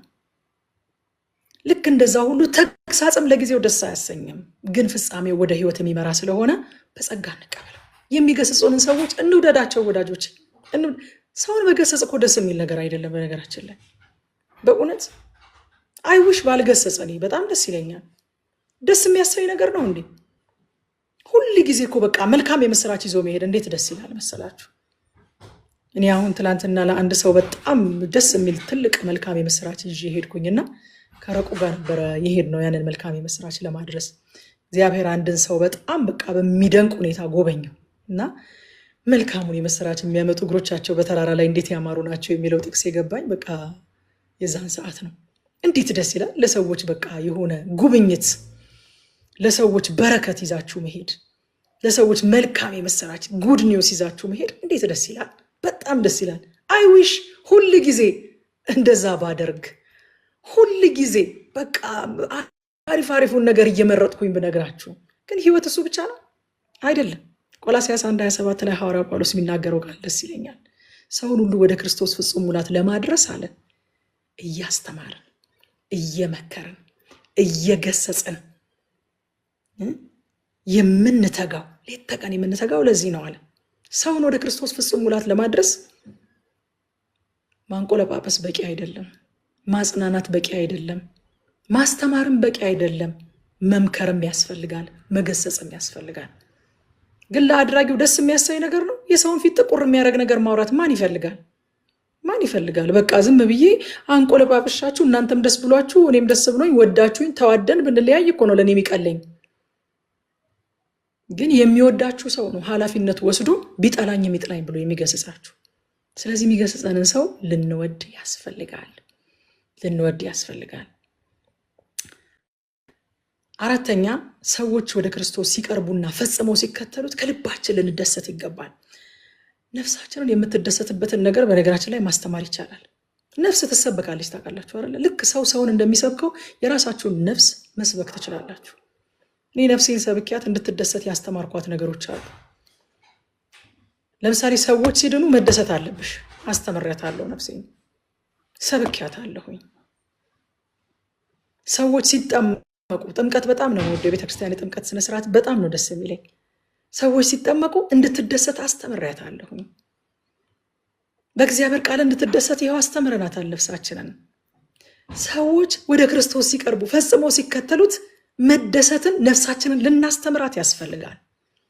ሁል ጊዜ የራሷ ጉዳይ ሲሞላላት ብቻ አይደለም መደሰት ያለባት። ሰዎች የእሷን ነገር ሲሞሉላት ብቻ አይደለም መደሰት ያለባት። ሐዋርያቶቹ የሚደሰቱት የነበረው ሰዎች በእውነት መንገድ ሲሄዱ፣ ሰዎች እግዚአብሔርን ሲታዘዙ ከዚህ በላይ ምን ደስታ አለ ይሉ ነበረ። ከዚህ በላይ ምን ደስታ አለ የምንል ሰዎች መሆን አለብን። እዛ ደረጃ ላይ መድረስ መቻል አለብን። እነዚህን ነው ከዚህ ምዕራፍ የምናየው ማለት ነው። ምዕራፍ 8 ላይ ስንመጣ እንግዲህ ከምዕራፍ 8 እስከ 9 ቅድም ዳንኤም እንደነገረን ተያያዥ ሐሳብ ያለው ከምዕራፍ 8 እስከ 9 ድረስ ሐዋርያ ጳውሎስ ስለ መስጠት ነው የሚያስተምረው። መስጠት ነው መልእክቱ ስንል ግን ስለ መስጠት ብቻ አይደለም የሚያስተምረው። መልእክቱ እንዲሰጡ ብቻ ሳይሆን በምን አይነት ልብ መስጠት እንዳለባቸውም ጭምር ነው የሚያመለክተው። መስጠት ብቻውን ዋጋ የለውም ወዳጆቼ። ዛሬ አሁን ስንማር መስጠትን ብቻ አይደለም የምንማረው፣ በምን አይነት ልብ ነው በትክክል መስጠት ካለብን በምን አይነት ልብ ነው መስጠት ያለብን የሚለውንም ነው ሐዋርያ ጳውሎስ በእነዚህ ምዕራፎች የሚያስተምረን። ስጦታ እያሰባሰበ ነው። እንደምታውቁት ኢየሩሳሌም ያሉ ቅዱሳን ተቸግረዋል። ስለዚህ ስጦታ በእስያ ካሉ አብያተ ክርስቲያናት ሁሉ እያሰባሰበ ነው። ስለዚህ ከቆሮንቶስ ቤተክርስቲያንም ስጦታን ነው እየሰበሰበ ያለው በኢየሩሳሌም ላሉ ቅዱሳን። ሐዋርያ ሥራን ስናጠና ካስታወሳችሁ ኢየሩሳሌም ረሃብ እንደሚገባ አጋቦስ የተባለው ነቢይ ትንቢት ተናግሮ ነበረ። ስለዚህ እንደተባለውም ረሃብ ገባ፣ ኢየሩሳሌም ድርቅ ገባ። ስለዚህ በኢየሩሳሌም ያሉ ቅዱሳን እንዳይራቡና እንዳይቸገሩ በእስያ ያሉ አብያተ ክርስቲያናት ገንዘብ እያሰባሰቡ ወደዛ ይልኩ ነበረ። ስለዚህ ገንዘብ ማሰባሰብ ሲያወራ የሆነ ገንዘብ ስለመሰብሰብ ብቻ ሳይሆን ሰጪዎቹም ተጠቃሚ በሚሆኑበት መንገድ እንዲሰጡ፣ የሚቀበሉቱ ብቻ ሳይሆኑ የሚሰጡቱም ተጠቃሚ የሚሆኑበትን አይነት አሰጣጥ ያንንም ጭምር መንፈሳዊ ፕሪንሲፕል ጭምር ነው፣ መርህ ጭምር ነው እየሰጣቸው ያለው። እውነተኛ ልግስና ከግዴታ ሳይሆን ከእግዚአብሔር ጸጋ የተነሳ ነው የሚደረገው ነው የሚላቸው። ሰው መስጠት የሚችለው እግዚአብሔር ጸጋ ስላበዛለት ነው። ከእግዚአብሔር ጸጋ ተነስተን ነው የምንሰጠው ነው የሚላቸው በዚህ ምዕራፍ። ከቁጥር 1 እስከ 5 ድረስ የመቄዶንያ አብያተ ክርስቲያናትን ተምሳሌትነት ያነሳል። ጳውሎስ የመቄዶንያ አማኞችን ለቆሮንቶስ ብቻ ሳይሆን ለፊልጵስዩስ፣ ለተሰሎንቄ፣ ለቤርያ ሰዎችም ምሳሌ አድርጎ ያቀርባቸዋል። መቄዶንያዎች በብዙ መከራ በጥልቅ ድህነት ውስጥ ነው የሚኖሩት። ግን ከብዙ መከራቸውና ከጥልቅ ድህነታቸው ውስጥ በደስታ የሚለግሱ ሰዎች ነበሩ። የመቄዶንያ ሰዎች መስጠት ብዙ ስላለን የምናደርገው ነገር አይደለም፣ በእግዚአብሔር ጸጋ የምናደርገው ነገር ነው። ሐዋርያው ጳውሎስ የእግዚአብሔርን ጸጋ ነው የሚያመሰግነው። ለመቄዶንያ ሰዎች ስለተሰጣቸው ስለ እግዚአብሔር ጸጋ መቼም እግዚአብሔርን አመሰግናለሁ ይላል። ምክንያቱም የመቄዶንያ ሰዎች ስለተረፋቸው አይደለም። ሰው በመሰረቱ ስለተረፈው አይሰጥም። እናውቃለን እኮ አይደለም? እናውቃለን። የተረፋቸው ሰዎች ቢሰጡ እኮ ድህነት የሚባል ነገር፣ እጥረት የሚባል ነገር ባልኖረ ነበር እዚህ ምድር ላይ። የሆኑ ሰዎች እኮ ሞኖፖላይዝ ስላደረጉት ነው፣ ጠቅልለው ስለያዙት፣ አልጠግብ ስላሉ ነው። እጥረት የሚፈጠረው ዓለም ላይ እንጂ ያለው ሪሶርስ እኮ የተረፈው ለጎደለው ቢሰጥ በዚህ ምድር ላይ ያለው ሪሶርስ በምድር ላይ ላሉ ሰዎች የሚያንስ አልነበረም። ሰው ስለተረፈው አይደለም የሚሰጠው። በመቄዶንያዎች ይህንን የምናየው ከጥልቅ ከድህነት ወለል በታች ነው ያሉት። የድሃ ድሃ ናቸው የመቄዶንያ አማኞች። ግን ሲሰጡስ በልግስና በደስታ እየለመኑ ይሄ እድል እንዳያልፋቸው እየለመኑ ነበር የሚሰጡት ይላል። መስጠት ስላለን የምናደርገው ነገር አይደለም። ከእግዚአብሔር ጸጋ ያቺ ሴት ከኪሷ ሳይሆን ከልቧ ነበር አውጥታ የሰጠችው። ጌታ ኢየሱስ ክርስቶስ ለዛ ነው ከሁሉ አብልጣ ሰጠቻል። አማውንቱን ሳይሆን የሰጠችበትን ልብ ከየት እንዳወጣችው ያውቃል። ከኪሷ አይደለም ያወጣችው። ጌታ በሚያውቀው ኪሷ ውስጥ ያለ የለም። ኑሯን የሰጠችው ያቺ ሴት ከኪሷ አይደለም ከልቧን ያወጣችው። ስለዚህ ከሌሎቹ ሁሉ አብልጣ ሰጠች አለ። እንደ ተቀባይ እኮ ተቀባይ ሰው እኮ የሚያየው የተቀበለውን አማውንቱን ነው፣ ብዛቱን ነው አይደል? የተቀበለውን የገንዘብ ብዛት ነው የሚያየው። እግዚአብሔር ግን እንደዛ አይደለም የሚያየው። ከየት አንስተን እንደሰጠነው ከየት አውጥተን እንደሰጠነው ነው እግዚአብሔር የሚያየው። ከልቧ ነው ያቺ ሴት አውጣ የሰጠችው። ስለዚህ ከሌሎቹ ይልቅ አብልጣ ሰጠች ይላል። እነዚህ የመቄዶንያ አማኞች በደስታ በልግስና ይሰጡ ነበር ብቻ ሳይሆን ለመርዳት እድል እንዲያገኙ አጥብቀው ይለምኑ ነበረ። ዋው! ለካትስ ፕሪቪሌጅ፣ ለካትስ አን ኦፖርቹኒቲ። የምን እድል ነው? የምን ኦፖርቹኒቲ ነው መስጠት? መስጠት እግዚአብሔርን የምንመስልበት አንድ እድል ነው። የመጀመሪያው ሰጪ እግዚአብሔር ነው። በነገራችን ላይ የመጀመሪያው ሰጪ እግዚአብሔር ነው። ከእግዚአብሔር ያልተቀበልነው የኛ ነው የምንለው እግዚአብሔር ያልሰጠን ነገር እስኪ ምን አለ? ከስጦታ ሁሉ በላይ የሆነውን ደግሞ አንድ ልጁን ኢየሱስ ክርስቶስን ሰጠ ይላል መጽሐፍ ቅዱስ።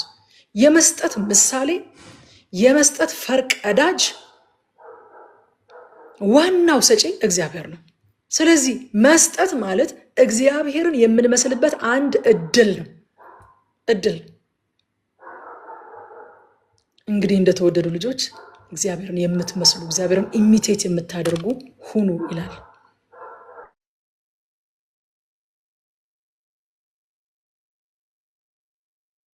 ሰጪ ነው፣ ለጋስ ነው፣ በልግስና የሚሰጥ ነው። ከትርፉ ሳይሆን አንድ ልጁን የሰጠ ነው እግዚአብሔር። እግዚአብሔር እኮ ከትርፋችሁ አትስጡኝ ሲል ከትርፉ ስላልሰጠን ነው። አብርሃምን የጠየቀው ከትርፉ አይደለም። ካስታወሳችሁ አንድ ልጅህን ይስሐቅን የምትወደውን ብሎ በጣም ስፔሲፊክ አደረገለት። እንደዛ ስፔሲፊክ ልጅህን ስጠኝ ቢለው አምሹር እስማኤልን ጎትቶ ነበር የሚሄደው አብርሃም። እግዚአብሔር ትርፍ ስለማይፈልግ እሱ ዋናውን የሚሰጥ አምላክ ስለሆነ እኛም ደግሞ ዋናውን እንድንሰጠው ስለሚፈልግ ያንን በአብርሃም በኩል በምሳሌነት አስተማረን። አብርሃም ሆይ የምትወደውን አንድ ልጅህን ይስሐቅን እንድትሰጠኝ እፈልጋለሁኝ አለ። ምን እያለ ነው? እኔ የምሰጣችሁ ከትርፌ አይደለም፣ የምወደውን አንድ ልጄን ኢየሱስን የምሰጣችሁ ብሎ በጥላ እየተናገረ ነበረ። ዛሬም ደግሞ የተረፈንን የማንፈልገውን ባለፈው ጊዜ እንዳነሳ ነው መሄጃ ሳይኖረን አይደለም ወደ እግዚአብሔር መሄድ ያለብን። የማንፈልገውን አይደለም ለእግዚአብሔር መስጠት ያለብን። ፕራይም ታይማችንን በእድሜያችን ማታ ላይ ጉልበታችን ካለቀ አይምሯችን ከደከመ እንደው በቃ ምንም በተስኪያን ከመሳለም ውጭ ምንም ማድረግ የማንችል ሰዎች ስንሆን አይደለም ወደ እግዚአብሔር ቤት መምጣት ያለብን። መጽሐፍ ቅዱስ እንደዛ አይደለም የሚያስተምረው። ይሄ ሰዋዊ አስተሳሰብ ነው። ከየት መጥቶ ራሱ እንደገባብን ትልልቅ ሰዎችን ስናይ እንዴ አንተ ወደ እግዚአብሔር በመሄጃህ ጊዜ ቤተክርስቲያን በመሄጃህ ጊዜ እንዴት እንደዚህ ታደርጋለህ? ወጣቶችን ቤተክርስቲያን መሄጃችሁ ጊዜ የሚላቸው ሰው የለም እዚህ ዓለም ላይ አይታችሁ ከሆነ። እግዚአብሔር ግን በጉብዝና ወራት ፈጣሪህን አስብ ነው ያለው። እንድናስበው የሚፈልገው በጉብዝናችን ወራት ነው እግዚአብሔር እንጂ በተረፈችው በዛች በሽርፍራፊዋ በዛች በሙጣጯ በዛች በማምሻዋ አይደለም እንድናስበው የሚፈልገው እግዚአብሔር። ፕራይም ታይማችንን ነው ልንሰጠው የሚገባው ለእግዚአብሔር። እና እነዚህ ሰዎች እድል ነው ይሉ ነበረ። ምን አይነት እድል? እግዚአብሔርን የሚመስሉበት እድል ስለሆነ አጥብቀው ይለምኑ ነበረ። አጥብቀው ይለምኑ ነበር። መስጠት እግዚአብሔርን የምንመስልበት አንድ እድል ነው። ቁጥር 5 ላይ እኛ ከጠበቅነው በላይ በመጀመሪያ ራሳቸውን ለጌታ ሰጡ፣ ቀጥለውም በእግዚአብሔር ፈቃድ ራሳቸውን ለእኛ ሰጡ። አያችሁ፣ ቅደም ተከተላለሁ። እግዚአብሔር ከገንዘባችንም ከታለንታችንም ከየትኛውም ነገራችን በፊት ልባችንን ነው የሚፈልገው። አንዳንድ ጊዜ ራሳቸውን ልባቸውን ለጌታ ያልሰጡ ሰዎች ገና ለገና ታዋቂ ስለሆኑ፣ ገና ለገና ታለንትድ ስለሆኑ፣ ገና ለገና ባለጠጎች ስለሆኑ ያላቸውን ነገር ለእግዚአብሔር እንዲሰጡ የምናደርግበት መንገድ መጽሐፍ ቅዱሳዊ አይደለም። መጀመሪያ ራሱን ከመስጠቱ በፊት ምንም አይስጥ። መጀመሪያ ራሳቸውን ለጌታ ሰጡ። ቀጥለው ደግሞ በእግዚአብሔር ፈቃድ ራሳቸውን ለእኛ ሰጡላል። ከገንዘባችን በፊት እግዚአብሔር ልባችንን ይፈልጋል። ለምን መሰላችሁ? ልባችን ባለበት ገንዘባችን አለ። ልባችን ባለበት ጊዜያችን አለ። ልባችን ባለበት አገልግሎታችን፣ ታለንታችን፣ እውቀታችንን ሁሉ ኢንቨስት የምናደርገው ልባችን ባለበት ነው። ልባችንን ካልሰጠን ግን ከትርፋችን የምንሰጠው። ልቡን ያልሰጠ ሰው ምኑንም አይሰጥም። የሰው ኪሱ በልቡ በኩል ቅርብ ነው ይባላል። ልቡ ባለበት ኪሱ ይከፈታል። ለሆነ ነገር ኪሳቸው አልከፈት ሲል ሰዎች ልባቸው በዛ ስፍራ ስለሌለ ነው። ባጭር ቃል አለቀ። ልባችን በዛ ካለ ኢንቨስት እናደርጋለን። ኢንቨስት የማናደርገው ልባችን በዛ ስለሌለ ነው። ስለዚህ መጀመሪያ ራሳቸውን ከዛ ደግሞ ገንዘባቸውን ሰጡ ይለናል። ምሳሌ ምዕራፍ 23 ቁጥር 26 ላይ ልጄ ሆይ ልብህን ስጠኝ፣ ዓይኖቼን መንገድህን ይውደዱ ይላል እግዚአብሔር ቃል። እግዚአብሔር መጀመሪያ የሚጠይቀን ዛሬ ምናችን እንደሆነ ታውቃላችሁ? ልባችንን። ልጄ ሆይ ልብሽን ስጭኝ። ሂዝ ናት አፍተር አወር መኒ። ገንዘባችንን አይደለም እግዚአብሔር የሚፈልገው፣ እኛን ነው የሚያሳድደው። ገንዘባችንን አይደለም፣ እኛን ነው የሚፈልገው፣ እኛን ነው የሚከተለው እግዚአብሔር። እኛ ስለመጣ ገንዘባችን አብሮ ይመጣል፣ ችግር የለውም። ገንዘባችንን መስጠት ካቃተን ልባችንን እንዳልሰጠን ነው የሚያሳየው። ባይዘው ቀላል አማርኛ ነው ይሄ፣ እናውቀዋለን እኮ። ገንዘባችን የሚውልበት ቦታ ማለት ልባችን ያለበት ቦታ ነው። ለምሳሌ ለልጆቹ ትምህርት ቤት ለመክፈል የሚሰስት ሰው ከኛ መካከል አለ? ለልጆቹ ምግብ ለመግዛት፣ ለልጆቹ ልብስ ለመግዛት ገንዘብ እያለው የሚሰስት ሰው ከኛ መካከል አለ? የለም። ለምን? ልባችን ከነሱ ጋር ስለሆነ ገንዘባችንም እዛው ላይ ነው። መስጠት ያቃተን ልባችን እዛ ስለሌለ ነው። የእግዚአብሔር መንግስት ላይ መዝራት ያቃተን፣ መስጠት ያቃተን፣ ኢንቨስት ማድረግ ያቃተን ልባችን እዛ ስለሌለ። ስለዚህ ልባችንን ነው ቼክ ማድረግ ያለብን። ያለ መስጠት ጉዳይ፣ በእግዚአብሔር መንግስት ስራ ላይ ኢንቨስት ያለ ማድረግ ጉዳይ ተራ ችግር አይደለም፣ የልብ ችግር ነው። ልባችን እዛ አለመኖሩን የሚያሳይ ነው። ስለዚህ በደንብ ቼክ ሊደረግ ያስፈልገዋል። እነዚህ ሰዎች ልባቸውን ለጌታ ስለሰጡ ገንዘባቸውንም ለጌታ መስጠት አልከበዳቸውም ማለት ነው። ከዛ ከቁጥር 6 እስከ 9 ድረስ የመስጠት ትልቁ ምሳሌ ክርስቶስ ነው።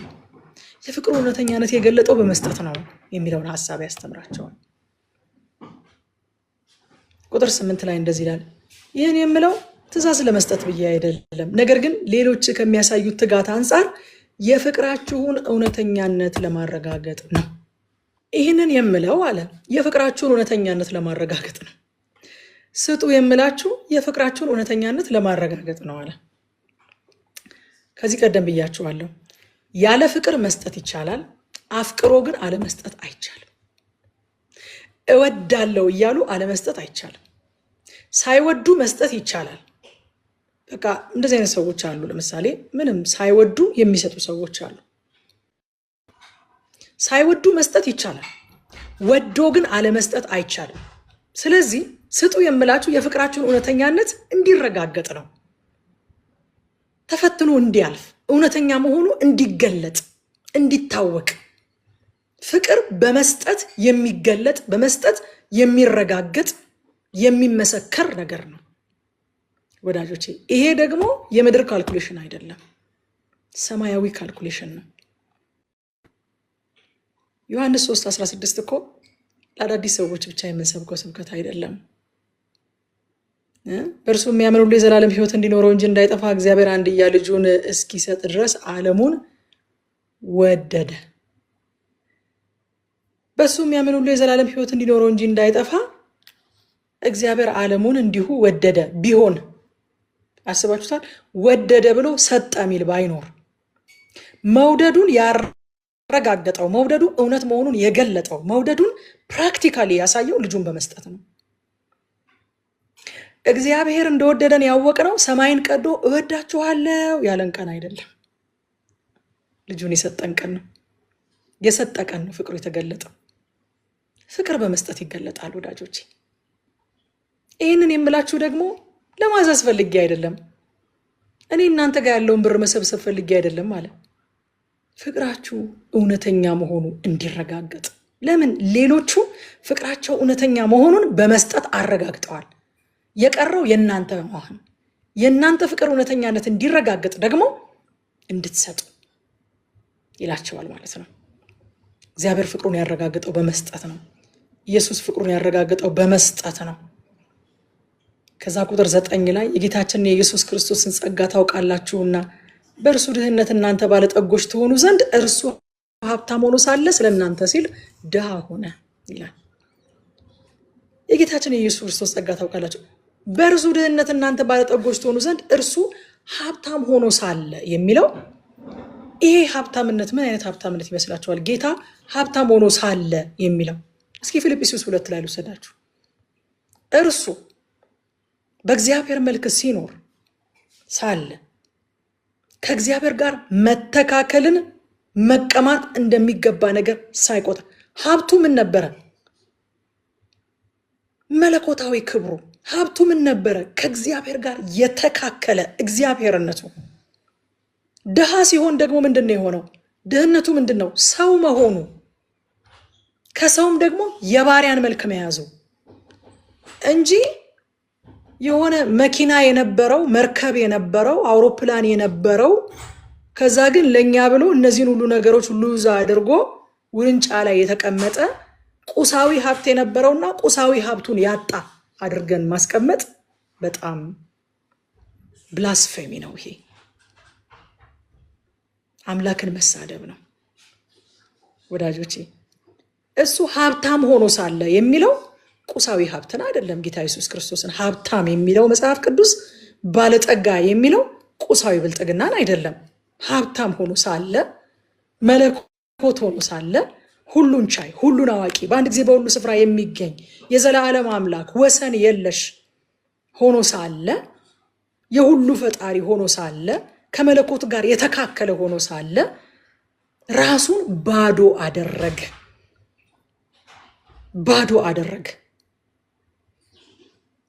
ሰው ሆነ። ከሰውም የባሪያን መልክ ያዘ። ዝቅ ብሎ ታዘዘ። ሊያውም የመስቀል ሞትን እስከመሞት ድረስ ታዘዘ። ይሄ ነው የክርስቶስ ሀብታምነትና ድህነት። ይሄ ነው እንጂ ቁሳዊ ሀብታምነትም አይደለም፣ ቁሳዊ ድህነትም አይደለም።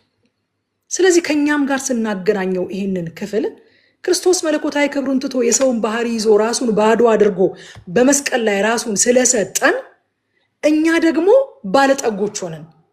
ምንድነው የኛ ብልጥግና? የኃጢአት ይቅርታን ተቀበልን፣ የእግዚአብሔር ልጅነትን አገኘን፣ የዘላለም ሕይወትን አገኘን፣ በመንፈሳዊ በረከት ሁሉ ተባረክን። አያችሁ ወዳጆቼ፣ እኔ አምናት አጌነስት ቁሳዊ ብልጽግና በፍጹም የድህነት ሰባኪም የድህነት ጠበቃም አይደለሁም። ግን የእግዚአብሔር ቃል ያላለውን ነገር ጠምዝዘን ልናስብለው መሞከር የለብን። በቃ ክፍሉ የሚናገረው ጌታ ኢየሱስ ክርስቶስ መለኮታዊ ክብሩን ትቶ ሀብታም ነበረ። ምን ነበረ? መለኮት ነበረ፣ እግዚአብሔር ነበረ። ድሃ ሆነ። ምን ማለት ነው? የሰውን ባህሪ ይዞ ራሱን ባዶ አድርጎ በመስቀል ሞተ። እስከ መስቀል ሞት ድረስ ታዘዘ። ያ ነው ድህነቱ። እኛን ደግሞ ባለጠጋ አደረገን። ምንድነው ብልጥግናችን? በመስቀል ሞት ያገኘነው ብልጥግና ምንድን ነው? ቤትና መኪና፣ ልብስና ጫማ። በመስቀል ሞቱ። ይሄ ወንጌልን ማርከስ ነው። የኃጢአት ይቅርታ። ማንም ሰው በምድር ላይ ያለ ንጉስም ሆነ ባለጠጋ አዋቂም ሆነ ፈላስፋ ሊያገኘው የማይችለውን የኃጢአት ይቅርታ፣ የእግዚአብሔር ልጅነትን፣ የዘላለም ሕይወትን፣ መንፈሳዊ በረከትን ተቀበልን። በእርሱ ድህነት እናንተ ባለጠጎች ሆናችሁ ይላል። እርሱ ድሃ የሆነው ምን እንደሆነ እናውቃለን። ብልጥግናው ምን እንደነበረ እናውቃለን። እኛ ደግሞ ድሃ ናችሁ ሲለን መጽሐፍ ቅዱስ ሁሉም ሰው እኮ በቁስ ድሃ አልነበረም። በምን ድሃ እንደነበረን እናውቃለን። አሁን ደግሞ ባለጠጎች ሆናችሁ ሲል ቁሳዊ ከሆነ በነገራችን ላይ በእያንዳንዳችን ህይወት ውስጥ እኩል ተፈጻሚ መሆን አለበት። ይሄ አይደለ እንዴ? ያመነ ሰው ሁሉ አሁን ቅድም በዘረዘርኳቸው ነገሮች ባለጠጋ ነው። በእርሱ የሚያምኑ ሁሉ ያለመበላለጥ ለዘለዓለም የዚህ በረከት ባለጠጎች ናቸው። ግን ይሄ ክፍል የሚያወራው ስለ ቁሳዊ ብልጥግና ከሆነ እኔ ድሃ ከሆንኩኝ አልዳንኩም ማለት ነው በቃ። ምክንያቱም ከዳንኩኝ ባለጠጋ መሆን አለብኝ። ክፍሉ የሚናገረው እንደዛ ነው። በእርሱ ድህነት እኔ ባለጠጋ ተደርጌያለሁ። የታለ ብልጥግናዬ? ሌላ ምክንያት አትደርድሩልኝ። ሁላችንም እኩል ባለጠጎች መሆን አለብን ያለመበላለጥ። ግን ድሮም አልነበረም፣ አሁንም የለም፣ ወደፊትም አይኖርም። በቁሳዊ ነገር የማይበላለጥ ብልጥግና ድሮም አልነበረም። በሐዋርያቱም ዘመን ይሄው ኢየሩሳሌም ያሉት ተርበው ከቆሮንቶስ ካሉት እየሰበሰቡ እርዳታ ወስደው ይሰጧቸው ነበር።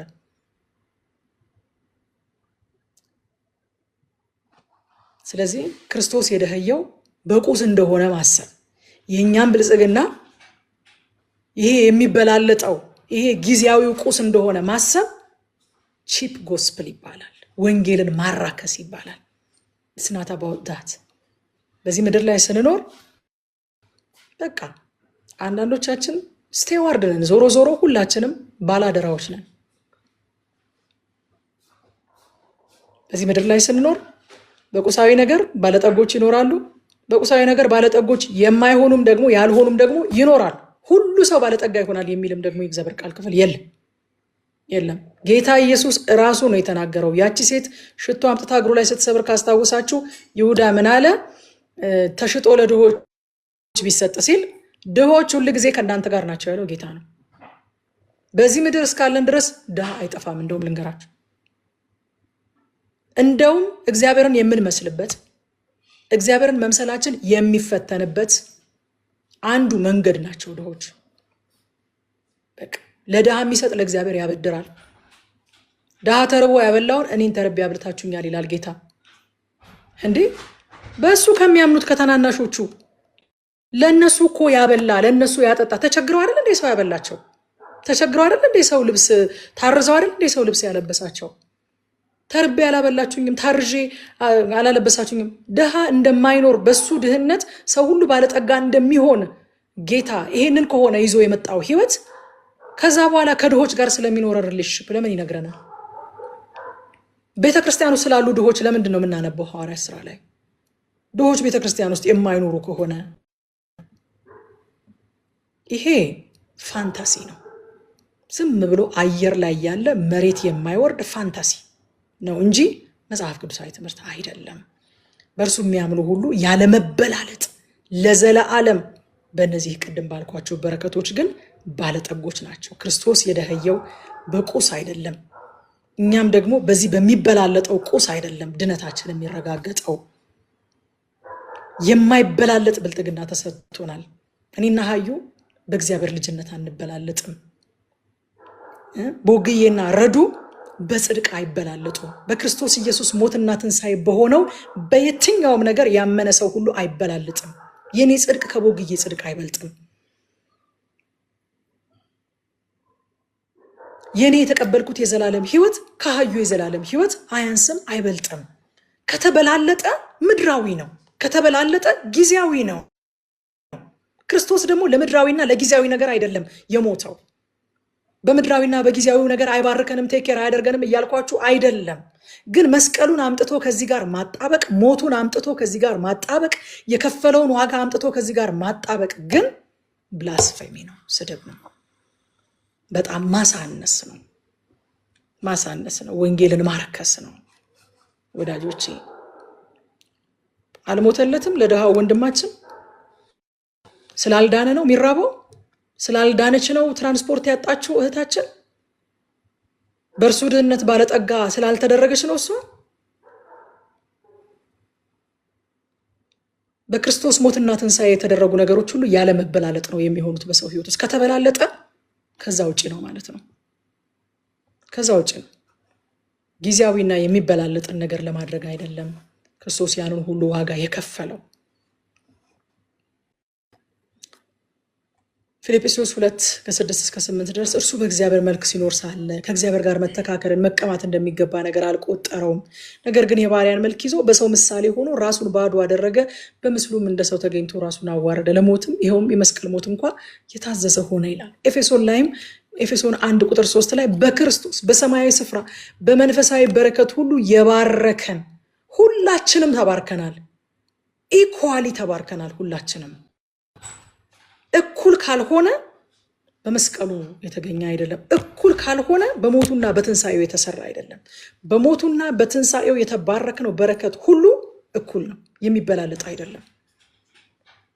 በቃ በእግዚአብሔር እንዳልተወደድን እንዳልዳንን የሆነ ነገር እንደሳትን የሆነ ችግር እንዳለብን እንዲሰማን የሚያደርጉን ጊዜያዊውና የሚበላለጠው ነገር ከክርስቶስ ሞትና ትንሳኤ ጋር እያጣበቁብን ነው። ከሞቱና ከትንሳኤው ጋር የማይገናኝን ነገር እያገናኘን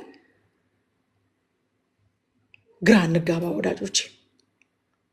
ስላልተወደደን አይደለም። በቃ በዚህ ምድር ላይ ከፍታ ዝቅታ አለ፣ ድሃ አለ፣ ሀብታም አለ፣ ገዢ አለ፣ ተገዢ አለ፣ ጨዋ አለ፣ ባሪያ አለ ብሏል። በዛን ዘመን እንኳን በባሪያ አገዛዝ ዘመን እንኳን ባሮችን በቃ በክርስቶስ ኢየሱስ ስላመናችሁ ከዚህ በኋላ ባሪያ አትሆኑም፣ ከዚህ በኋላ በቃ እናንተ ራሳችሁ ጌታን የምትሆኑት አላላቸውም ሐዋርያ ጳውሎስ። ችግር የለም ባሪያ ሆነ ተጠርተህ ከሆነ አንተ እኮ የጌታ ነፃ ነህ፣ ምን አስጨነቀ? በተጠራህበት መጠራት ኑር። ነፃ መውጣት ከቻልክ ጥሩ፣ አሁንም ሀብታም መሆን ከቻልን ጥሩ። ግን የጌታ ሀብታም ነህ ድሃ ሆነ ከተጠራ እንደዛ እኮ ነው በቃ እያለን ያለው። ጨዋ ሆነ ከተጠራ ወይንም ገዢ ሆነ ከተጠራህም ችግር የለም፣ የጌታ ደግሞ ባሪያ ነህ። ቢግ ዲል አታድርገው። ከሌላው ሰው እንደምትበልጥ አይሰማ። ከሌላው ሰው ይልቅ እግዚአብሔር ለአንተ ልዩ ፌቨር እንዳደረገ አይሰማ። ጌታ ሆኖ የተጠራ የጌታ ባሪያ ነው፣ ባሪያ ሆኖ የተጠራም የጌታ ነፃ ነው። ስለዚህ ዳዝም ማተር እንደተጠራችሁበት መጠራት እንዲሁ ኑሩ ነው የሚለን የእግዚአብሔር ቃል። ይቀየራል፣ ይጠፋል፣ በቃ ሁሉ ነገር እንደዚህ ይሆናል የሚል አምቢሽን ሐዋርያቱ አልነበራቸውም። እንደዚህ አይነት አየር ላይ የተንጠለጠለ መሬት የማይወርድ ሰውን ከእግዚአብሔር ጋር የሚያጣላ ልንገራችሁ፣ ሰውን ከእግዚአብሔር ጋር አያዋድድም። ደግሞ የትምህርት ሰውን ከእግዚአብሔር ጋር ያጣላል። ፎልስ ፕሮሚስ ይሰጣችሁና የሆነ ሰዓት ላይ ስትነቁ ምንም የተጨበጠ ነገር የለም። ከዛ ጸባችሁ ከሰው ጋር ሳይሆን ከእግዚአብሔር ጋር ይሆናል ማለት ነው። ምክንያቱም እግዚአብሔር ብሏል ተብላችሁ ነው ያመናችሁት። መጀመሪያ ሳይሳካ ሲቀር እግዚአብሔርን ብሌም ማድረግ ትጀምራላችሁ። ከእግዚአብሔር ጋር የተጣሉ ብዙ ሰዎች ያውቃለሁ። የተጣሉ በቃ እውነት ነው። የስንቱ ልብ ወረደ። ስንቱ የማይሆን ተስፋ የማይሆን መሬት የማይረግጥ ነገር ላይ ተንጠልጥሎ ያለውን ነገር ሁሉ አባክኖ ሜዳ ላይ የቀረ ስንት አለ።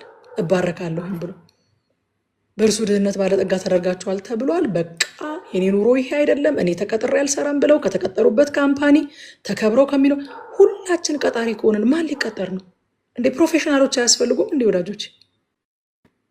እንደው ለፕሮፌሽንስ እንደዚህ ንቀት ጥሩ ነው እንዴ? ለትምህርትስ እንደዚህ ንቀት ጥሩ ነው እንዴ? ሁሉ ሰው ባለ ካምፓኒ ከሆነ ሁሉ ሰው ተቀጥራ አትሰራም ከተባለ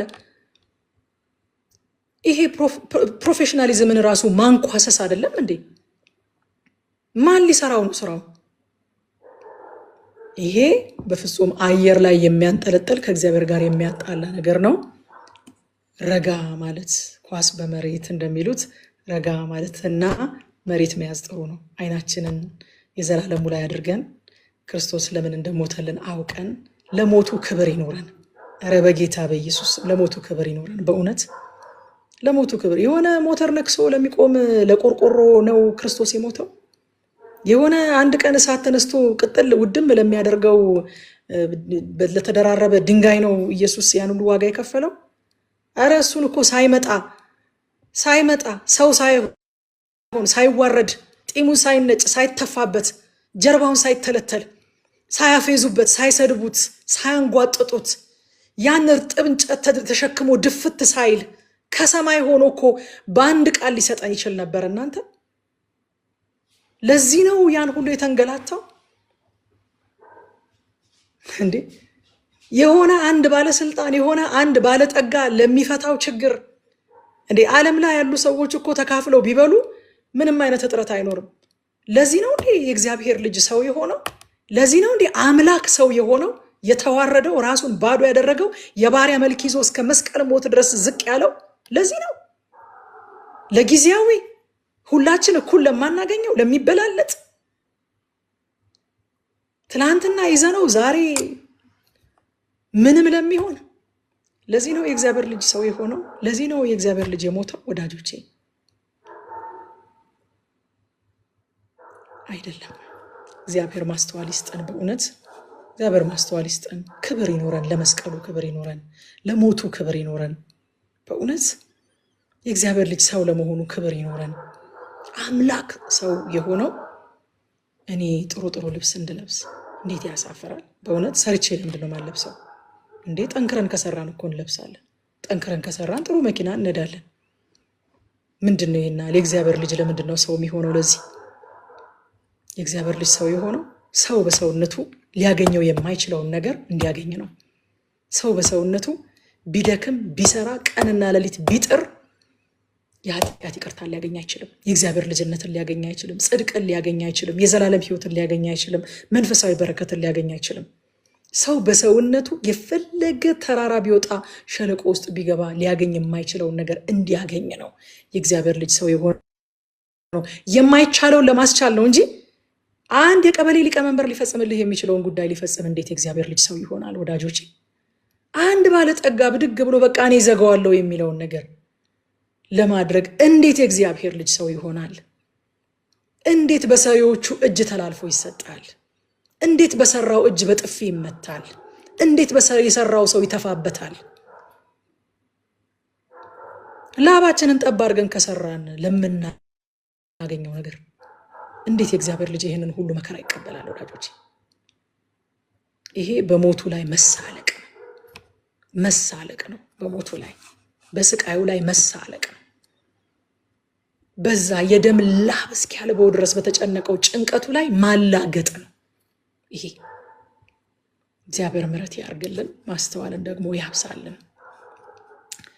ከዛ በኋላ ቁጥር 10 እስከ 15 ድረስ ቃል የገባችሁን ነገር ፈጽሙ፣ ደግሞ እንዳቅማችሁ ስጡ ይላቸዋል። እንዳቅማችሁ ስጡ፣ ቃል የገባችሁን ደግሞ ፈጽሙ። የማናደርገውን ነገር ቃል መግባት ክርስቲያናዊ ስነ ምግባር አይደለም። በነገራችን ላይ እግዚአብሔር የማያደርገውን ነገር ቃል አይገባም። እኛም ደግሞ እሱን እንድንመስል ነው የሚፈልገው፣ የአባታችን ልጆች እንድንሆን። የማናደርገውን ነገር ቃል እንድንገባ እግዚአብሔር አይፈልግም። አሜን። አንዳንድ ጊዜ እኔ ቤተክርስቲያን ላይ ብዙ መድረኮችን እመራለሁኝ። አንዳንድ የአልበም ምርቃቶችን፣ የመጽሐፍ ምርቃቶችንም የመምራት እድል አግኝቻለሁ እና ሰዎች ፕሮሚስ ይገባሉ። ይሄን ያህል ብር እሰጣለሁኝ ይላሉ። ይሄን ያህል ነገር አደርጋለሁኝ ይላሉ። ፕሮሚስ ገብተው የተሳሳተ ስልክ ቁጥር የሚጽፉ ሰዎች አሉ። ታምናላችሁ? ቤተክርስቲያን ላይ እና ስትደውሉላቸው መብራት ኃይል ነው። ስትደውሉላቸው ከድር የሚባል ሰውዬ አንስቶ ምንድነው የምታወሩ ይላችኋል። የተሳሳተ ስልክ ቁጥር ተጨብጭቦላቸው እዛ ጋር ቃል ገብተው ተጨብጭቦላቸው የተሳሳተ ስልክ ቁጥር የሚጽፉ ሰዎች አሉ። ሲደወልላቸው አንድ ጊዜ ስልካችሁን ሴቭ አድርገው ማያነሱ ሰዎች አሉ። ይሄ ማለት በቃ ጥሩ ቤተሰብ ያሳደገው ልጅ እንኳን አያደርግም፣ እንኳን የእግዚአብሔር ልጅ። ሐዋርያ ጳውሎስ ቃል የገባችሁትን ነገር ፈጽሙ ይላቸዋል። ደግሞስ እንዳቅማችሁ ስጡ። ቁጥር 12 ላይ ለመስጠት በጎ ፈቃድ ካለን ስጦታው ተቀባይነት የሚያገኘው ባለን መጠን ስንሰጥ እንጂ በሌለን መጠን ለመስጠት ስንሞክር አይደለም። ዋው እንዴት ደስ ይላል! የእግዚአብሔር ቃል በእውነት አፕሊካብል እኮ ነው። የሆነ ክሬዚ ነገር አይደለም የሚያዘን። ስጦታው ተቀባይነት የሚያገኘው አለ ባለን መጠን ስንሰጥ እንጂ በሌለን መጠን ለመስጠት ስንሞክር አይደለም። የሆነ ከአቅማችን በላይ የሆነ ቤታችንን የሚያናጋ ትዳራችንን የሚበጠብጥ አውት ኦፍ ፕላን የሆነ ስጦታ ተቀባይነት የለውም። አይገርማችሁ? ተቀባይነት የለውም። በስጦታ የተጣሉ ሰዎችን በጣም አውቃለሁ። ቤተክርስቲያን ውስጥ ስሜታዊ ሆና ብድግ ብላ የጋብቻ ቀለበቷን አውልቃ ስጦታ ትሰጣለች። ቤተክርስቲያን ውስጥ ሚስት ቤቷ ስትገባ ቀለበት አላደረገች። ምን ነው በቃ ለእግዚአብሔር ቤት እንደዚህ ስሜታዊ ሆና ነው። ተቀባይነት የለውም። እኔ እነግራችኋለሁ። በእውነት ተቀባይነት የለውም። ሐዋርያ ጳውሎስ በቃ ልክልካቸው ነው የሚለው። ተቀባይነት የሚያገኘው ስጦታችሁ ባለን መጠን ስንሰጥ ነው እንጂ በሌለን መጠን ለመስጠት ስንሞክር አይደለም ይላል። እግዚአብሔር ከወዳጆች የምንሰጠውን ብቻ ሳይሆን የቀረንንም ያውቃል። ያ የሰጠነው ነገር ቤታችንን እንዴት አፌክት እንደሚያደርገው፣ ትዳራችንን እንዴት እንደሚያናጋው፣ የልጆቻችንን ህይወት እንዴት እንደሚበጠብጥ ያውቃል እኮ እግዚአብሔር። እንዴ እግዚአብሔር የመጀመሪያው ሪስፖንሲቢሊቲ የመጀመሪያው የሰጠን ኃላፊነት ቤተሰባችንን ነው። በነገራችን ላይ የገዛ ቤተሰቡን ችላ የሚል ሃይማኖትን ከካደ ሰው እኩል ነው ይላል መጽሐፍ ቅዱስ። ቤታችንን እያናጋን፣ ልጆቻችንን እየበደልን፣ ትዳራችንን እየበጠበጥን፣ ከባላችን ሳንማከር፣ ከሚስቶቻችሁ ሳትማከሩ የምታደርጉት ስጦታ ተቀባይነት የለውም። ፓስተሮቹ ሊያመሰግኗችሁ ይችላሉ፣ ጉባኤው ሊያጨበጭብላችሁ ይችላል። የእግዚአብሔር ቃል ግን ተቀባይነት የለውም ነው የሚላችሁ። ተቀባይነት የለውም። በቃ በአቅማችሁ ስጡ። እኔ አንድ በጣም የሚያሳዝን ታሪክ አውቃለሁኝ። ቤተክርስቲያን ውስጥ ስጦታ ሲሰበሰብ ስሜታዊ ሆነው ቤት 40-60 የቆጠቡትን ለ40-60 የቆጠቡትን ገንዘብ እንግዲህ በዝግ አካውንት ነው የሚቆጠበው። 40-60 ከዝግ አካውንት ውስጥ ብሩን አውጥተው ልጆች ያሏቸው በኪራይ ቤት የሚኖሩ ሰዎች አውጥተው ያንን ገንዘብ ሰጡ። እንዴት የሚያሳዝን ነገር ነው! እግዚአብሔር ይሄንን ተቀባይነት የለውም ነው የሚለው ወዳጆች። ተቀባይነት የለውም። ደግሞ ስጦታው የተሰጠው ለግለሰብ ነው። ለግለሰብ ቤት ለመግዛት ነው ስጦታውን የሰጡት። ቤታቸውን የጀመሩትን የቤት ውል አቋርጠው ለአንድ ግለሰብ ቤት ለመግዛት ልጆቻቸው ጉሮሮ ላይ ቆመው ነው አውጥተው የሰጡት። አሁን ከእግዚአብሔር ዘንድ ብድራት የሚያስገኝ ነው አይደለም። እግዚአብሔር እንደ ቃሉ ነው የሚሰራው። እግዚአብሔር በይሉንታ አይሰራም። እግዚአብሔርን ይሉንታ ሊያስይዙት አይችሉም። እግዚአብሔር እንደ ቃሉ ነው የሚሰራው። ቃሉ ደግሞ ምን ብሏል? ተቀባይነት የሚኖረው ስጦታው እንደ አቅማችሁ ስትሰጡ ነው እንጂ ከአቅማችሁ በላይ ስታደርጉት አይደለም ብሏል። አይደለም። ምክንያቱም ቁጥር 13 ላይ ምን አለ? ይህንን የምንለው እናንተ ተቸግራችሁ ሌሎች ይድላቸው ለማለት ሳይሆን ሁላችሁም እኩል እንድትሆኑ ነው።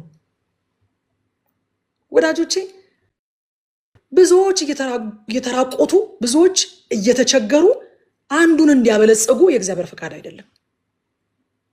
አይደለም። ይሄ ስጋዊ ነው፣ ምድራዊ ነው፣ አጋንንታዊ ነው። እንደዚህ አይነቱ አስተሳሰብ ሐዋርያ ጳውሎስ እርዳታ የምንሰበስበው እናንተ ተቸግራችሁ ሌሎች ይድላቸው ለማለት አይደለም ማለት። ስጡ ምንላችሁ በቃ እናንተም እነሱም በልታችሁ እንድታድሩ።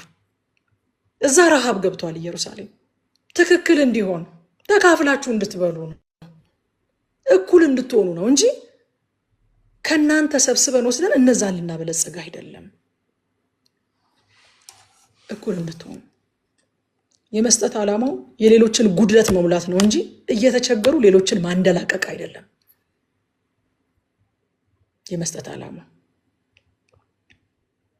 እኛ እየተቸገረን ሌሎችን ስላንደላቀቅን የምንኮረኩረው እግዚአብሔር የለም። በዛ በጣም ተነክቶ ተኮርኩሮ የሚባረክ እግዚአብሔር የለም። እኛ ከልጆቻችን ጉሮሮ ላይ ንጥቅ አድርገን የሆነን ሰው እያንደላቀቅን የምንኮረኩረውና እጁን ፈልቅቀን የምንቀበለው እግዚአብሔር የለም። ትክክል እንዲሆን በቃ እኔ ተርፎኛል አይደለ? እኔ በልቼ እያደርኩኝ አትረፍ ያለው አይደለ? በልቶ ያላደረ ሰው አለ አይደለ? ትክክል እንዲሆን ለሱ ነው መስጠት ያለብኝ። ለድሃ የሚሰጥ ለእግዚአብሔር ያበድራል ይላል እግዚአብሔር ቃል። ይህንን ቃል እንዴት እንደሚያጣሙ ታውቃላችሁ? ለድሃ መስጠት ከድህነቱ ጋር ኮኔክት ማድረግ ነው ብለው የሚያስተምሩ ሰዎች አውቃለሁ። ለባለጠጋ መስጠት ደግሞ ከብልጽግናው ጋር ኮኔክት ማድረግ ነው ብለው የሚያስተምሩ ሰዎች አሉ። ስለዚህ ለድሃ አይሰጡም፣ ላለው ሰው ነው የሚሰጡት። ምክንያቱም ከሱ ብልጽግና ጋር ነው ኮኔክት ማድረግ የሚፈልጉት። ለድሃ ከሰጡ ከድህነቱ ጋር ነው ኮኔክት የምታረጉት ይላሉ። እንደዚህ አይነት አጋንንታዊ ትምህርት ከምድራችን ላይ በጌታ በኢየሱስ ስም የተገለበጠ ይሁን። እግዚአብሔር ቃል የሚለው ለድሃ የሚሰጥ ለእግዚአብሔር ያበድራል። አንዳንዶቹ ደግሞ ምን ይላሉ? ብድር ራሱ ነው የሚመለሰው ይላሉ። እግዚአብሔርን ያህል ጌታ፣ እግዚአብሔርን ያህል ንጉሥ ተበድሯችሁ ያችን የተበደረውን ሲመልስ አስባችሁታ? ብድር ራሱ ነው የሚመለሰው፣ ዘር ግን በዝቶ ነው የሚመጣው። ስለዚህ መልካም መሬት ላይ ባለጠጋ ላይ ነው መዝራት ያለብህ፣ በዝቶ ይመጣል። ለድሃ ስትሰጥ ግን መዝራት አይደለም ማበደር ነው። ብድር ደግሞ ራሱ ነው የሚመጣው። ሰው 100 ብር ሰጥተው ከሆነ 100 ብር ነው የሚመለሰው። ባለጸጋ ላይ ስትዘራስ እሱ መልካም መሬት ነው። የእሱን ብልጽግና ኮኔክት ታደርጋለህ ብለው ያስተምሯቸዋል። ማለት ይሄ ቡዲዝም ሊሆን ይችላል፣ ሂንዱይዝም ሊሆን ይችላል እንጂ ክርስቲያኒቲ ግን አይደለም። ይሄ ክርስቲያኒቲ ሊመልስልኝ ይችላል ብለህ ለምታስበው ሰው አትስጥ ነው የሚለው ክርስቲያኒቲ። ደግስ ደግስ እሱ ደግሞ ደግሶ መልሶ ይጠራኛል ብሎ የምታስበውን ሰው እሱን አይደለም መጥራት ያለበት። መልሶ ሊጠራህ የማይችለውን ብድር ሊመልስልህ የማይችለውን ድሃውን ጥራው ነው የሚለው። እኛ በጣም እናሳፍራለን በእውነት። ሌሎቹ ታውቃላችሁ፣ ድግስ ደግሰው ነዳያንን ሰብስበው መልሰው ሊጠሯቸው የማይችሉ ነዳያንን ሰብስበው ያበላሉ። በእርግጥ ሞቲቫቸው ለመጽደቅ መሆኑ ትክክል አይደለም። እኛ ደግሞ የጸደቅነው ደግሞ ድግስ ደግሰን እርስ በርሳችን መሰሎቻችንን መልሰው ሊጠሩን የሚችሉትን ሰብስበን እናበላለን። ነዳያንማ እኛ አካባቢ እንዴት ይታያሉ? ድሆች አይታዩም። እኛ አካባቢ ማን ፊት ሰጥቷቸው የሚያገኙበት ቦታ ነው የሚሄዱት። የገነት መግቢያ ቁልፍ አይደሉም። ግን ደግሞ የጸደቀ ሰው ከጌታ አጠገብ እኮ አይጠፉም ነበር። ለምንድን ነው ከኛ አጠገብ የጠፉት ወገኖች? አይጠፉም ነበር እኮ። የራባቸው ሰዎች ከሱ አጠገብ አይጠፉም ነበር። ድሆች፣ ኃጢአተኞች ከሱ አጠገብ አይጠፉም ነበር እኮ። ለምንድን ነው ከኛ አካባቢ የጠፉት? እግዚአብሔር ማስተዋል ይስጣል። ቁጥር 15 ላይ ይህም ብዙ የሰበሰበ አልተረፈለትም፣ ትንሽ የሰበሰበም አልጎደለበትም ተብሎ እንደተጻፈው ነው ይላል። አጭር ቃል። ለምንድን ነው ብዙ የሰበሰበ ያልተረፈው፣ ትንሽ የሰበሰበው ያልጎደለው? የሆነ ማጂክ እኮ አይደለም። የተረፈው ለጎደለው ያካፍል ስለነበረ። እኔ 10 መስፈሪያ ሰብስቤ ከሆነ ሀዩ 30 መስፈሪያ ስትሰበስብ 5ቱን ለኔ ትሰጠኛለች። ስለዚህ ብዙ የሰበሰበችውም አላተረፈችም፣ ጥቂት የሰበሰብኩትም አላጎደልኩም። በአጭር ቃል ይካፈሉ ስለነበረ ነው። ከዛ ከ16 እስከ 24 ነቀፋ እንዳይገኝብን ይላል ሐዋርያው ጳውሎስ። ነቀፋ ሐዋርያው ጳውሎስ እኔ ሐዋርያ ነኝ ብሎ ዝም ብላችሁ እመኑኝ አይልም። ገንዘብ አያያዙን በግልጽ ያሳውቃል። ነቀፋ እንዳይገኝብን ይላል። ቁጥር 20 እና 21 ላይ በዚህ በምናከናውነው የቸርነት ስራ አንዳች ነቀፋ እንዳይገኝብን እንጠነቀቃለን አለ። ምክንያቱም ዓላማችን በጌታ ፊት ብቻ ሳይሆን በሰውም ፊት መልካም የሆነውን ነገር ማድረግ ነው። ዋው! ገንዘብ አያያዝ ጌታ ልቤን ያውቃል ብለን የምንተወው ነገር አይደለም። በጌታ ፊት ብቻ ሳይሆን በሰውም ፊት ነቀፋ እንዳይገኝብን ግልጽነትና ተጠያቂነት ሊኖር ያስፈልጋል። ምን እንማር ከዚህ ምዕራፍ? አንደኛ፣ የትኛውንም ነገር ከመስጠታችን በፊት አስቀድመን ልባችንን ለጌታ እንስጥ። ልባችንን ቼክ እናድርግ። መስጠት ከከበደን ልባችን ለጌታ ስላልተሰጠ ነው። ስለዚህ ልባችን ላይ እንስራ። ሁለተኛ፣ መስጠትን እንደ ግዴታ ሳይሆን አንደኛ በእግዚአብሔር ጸጋ እንደምናደርገው ነገር ማየት፣ ሁለተኛ ደግሞ እግዚአብሔርን የምንመስልበት አንድ እድል እንደሆነ መቁጠር። የመቄዶንያ ሰዎች የሚለምኑት የነበረው ለዛ ነው፣ እድል እንደሆነ እንቁጠር። ሶስተኛ የምንማረው ለልግስና የሚያነሳሳን የመስቀሉ ፍቅር ነው እንጂ ጥቅማ ጥቅም ወይንም ፍርሃት መሆን የለበትም። ወገኖቼ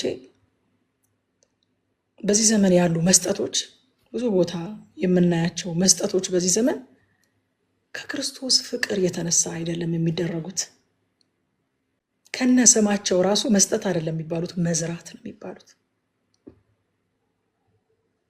ምክንያቱም የሚሰጥ ሰው በልግስና ይሰጣል፣ የሚቀበለውን እያየ አይደለም የሚሰጠው። የሚዘራ ሰው ግን የሚያጭደውን እያሰበ ነው የሚዘራው። ለዛ ሰው የሚሞላለትን ጉድለት እያሰበ አይደለም የሚዘራው። ለእግዚአብሔር የሚያመጣውን ምስጋና እያሰበ አይደለም የሚዘራው። እሱ የሚያጭደውን እያሰበ ነው የሚዘራው። ለዚህም ነው ብዙዎች ለኪሳራ የተዳረጉት፣ ብዙዎች ያኮረፉት እግዚአብሔርን፣ ብዙዎች ዲስአፖይንትድ የሆኑት።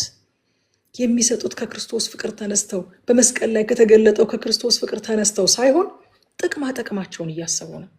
የሚያጭዱትን እያሰቡ ነው። ከዛ ጥቅማ ጥቅሙ ሳይመጣ ሲቀር ኪሳራ ውስጥ ይገባሉ፣ ቀውስ ውስጥ ይገባሉ፣ ቤታቸው ይናጋል፣ አይምሮአቸው ይናጋል፣ ጌታን ያኮርፋሉ፣ ከጌታ ቤት ወጥተው ይቀራሉ። ስለዚህ ስንሰጥ የክርስቶስ ፍቅር ግድ ብሎን እንስጥ፣ የመስቀሉ ፍቅር ግድ ብሎን እንስጥ እንጂ ጥቅማ ጥቅም እያሰብን አንስጥ፣ ወይንም ፈርተንም አንስጥ። ካልሰጠውኝ ተምችና ኩብኩባ ይበላኛል እያለን አንስጥ። የክርስቶስ ፍቅር ግድ ብሎን እንስጥ ስንሰጥ። ትክክለኛ ሞቲቬሽን አይደለም እሱ። አራተኛ በዚህ ሞቲቬትድ የሚያደርጓችሁ ሰዎች ራሱ ልክ አይደለም። ሰዎች አስፈራርተዋችሁም መስጠት የለባችሁም፣ አስጎምጅተዋችሁም መስጠት የለባችሁም። የክርስቶስ ፍቅር ገብቷችሁ ነው መስጠት ያለባችሁ። በቃ ራሱን የሰጠ ጌታ ስላላችሁ ነው መስጠት ያለባችሁ እንጂ ተምችና ኩብኩባ ይበላሃል ተብለንም መስጠት የለብንም። ደግሞም ጥቅማ ጥቅም አይተን ይህን ከሰጠ ይሄ ይሆንልሃል ተብለንም መስጠት የለብንም። አራተኛ የምንማረው ከዚህ ምዕራፍ እኛም ሆንን የምንሰብከው ወንጌል እንዳይሰደብ በገንዘብ አያያዝ ጉዳይ ታማኝነትና ግልጽነትን ልናዳብር ያስፈልጋል። በየትኛውም አቅጣጫ ከገንዘብ ጋር በተያያዘ ጉዳይ ሐዋርያው ጳውሎስ እንኳን ታማኝነትና ግልጽነትን ካሳየ እኛም ደግሞ እንደዛ ልናደርግ ያስፈልጋል ማለት ነው። ምዕራፍ 9 ደግሞ ያው ከዚሁ ከምዕራፍ 8 ጋር የተያያዘ ሐሳብ ነው። ዋና ሐሳቡ እግዚአብሔር በልግስና የሚሰጠን ይወዳል። ልግስና የሌሎችን ጉድለት ከመሙላት ባሻገር ለእግዚአብሔር ምስጋና ያመጣል የሚለውን የሚያሳይ ነው። ምዕራፍ 9 ከቁጥር 1 እስከ 5 ድረስ ለመስጠት ተዘጋጁ ይላቸዋል። እኔ በቃ ሁሉን ወድጄ እኮ ምንም እንትን ማለት አልቻልኩኝም። እንደው ላለማለት እሞክራለሁ። ግን በቃ አሁን ይሄንን ክፍል በጣም ነው የምወደው። በጣም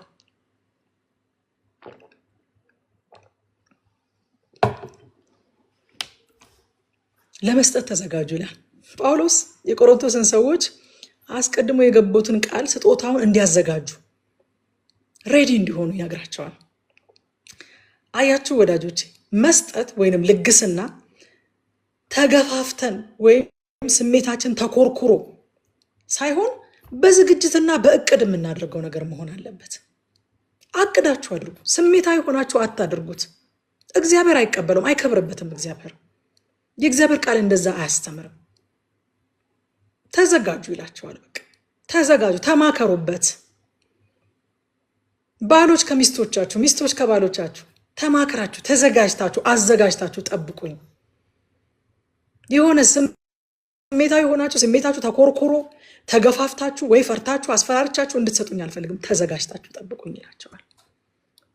እንዴት ደስ ይላል! እውነተኛ ልግስና ከልብ በዝግጅት ነው እንጂ ከስሜት የሚጀምር አይደለም።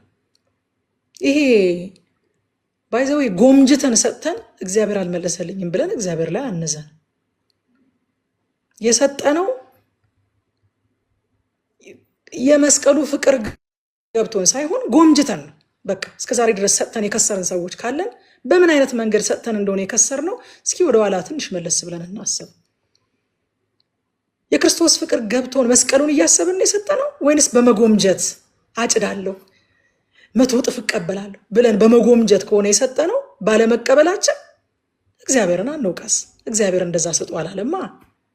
ስሜታችን ተኮርኩሮ የሆነ ሰው የሆነ ሞቲቬት አድርጎን ምናምን ተቆስቁሰን ሰጥተን ከስረን ከሆነ አሁንም እግዚአብሔርን አንውቀስ። እግዚአብሔር ተኮርኩራችሁም ፈርታችሁም ጎምጀታችሁም ስጡ፣ እኔ ግን በቃ ባርካችኋለሁ አላለም። የክርስቶስ ፍቅር ገብቶን እንድንሰጥ ነው የሚፈልገው እግዚአብሔር። የራሳችንን ጥቅም እያሰብን ሳይሆን የወንድማችንን ጉድለት ለመሙላት የወንጌሉን ስራ ለማስሮጥ ነው እንጂ ራሳችንን የሆነች በቃ ለማድረግ በሰጠን በከሰርንበት ሁኔታ እግዚአብሔርን መውቀስም የለብንም። ቆም ብለን ንስሐ መግባት አለብን።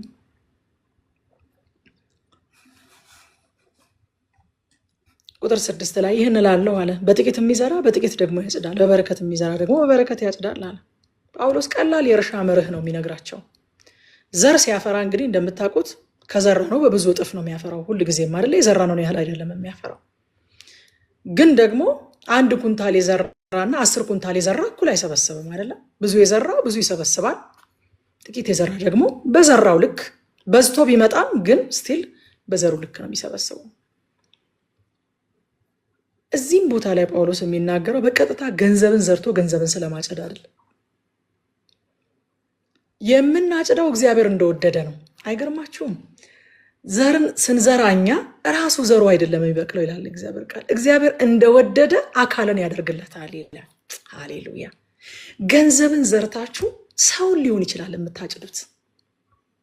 በእውነት ቀላል ስጦታ ነው እንዴ ሰው? ወዳጆቼ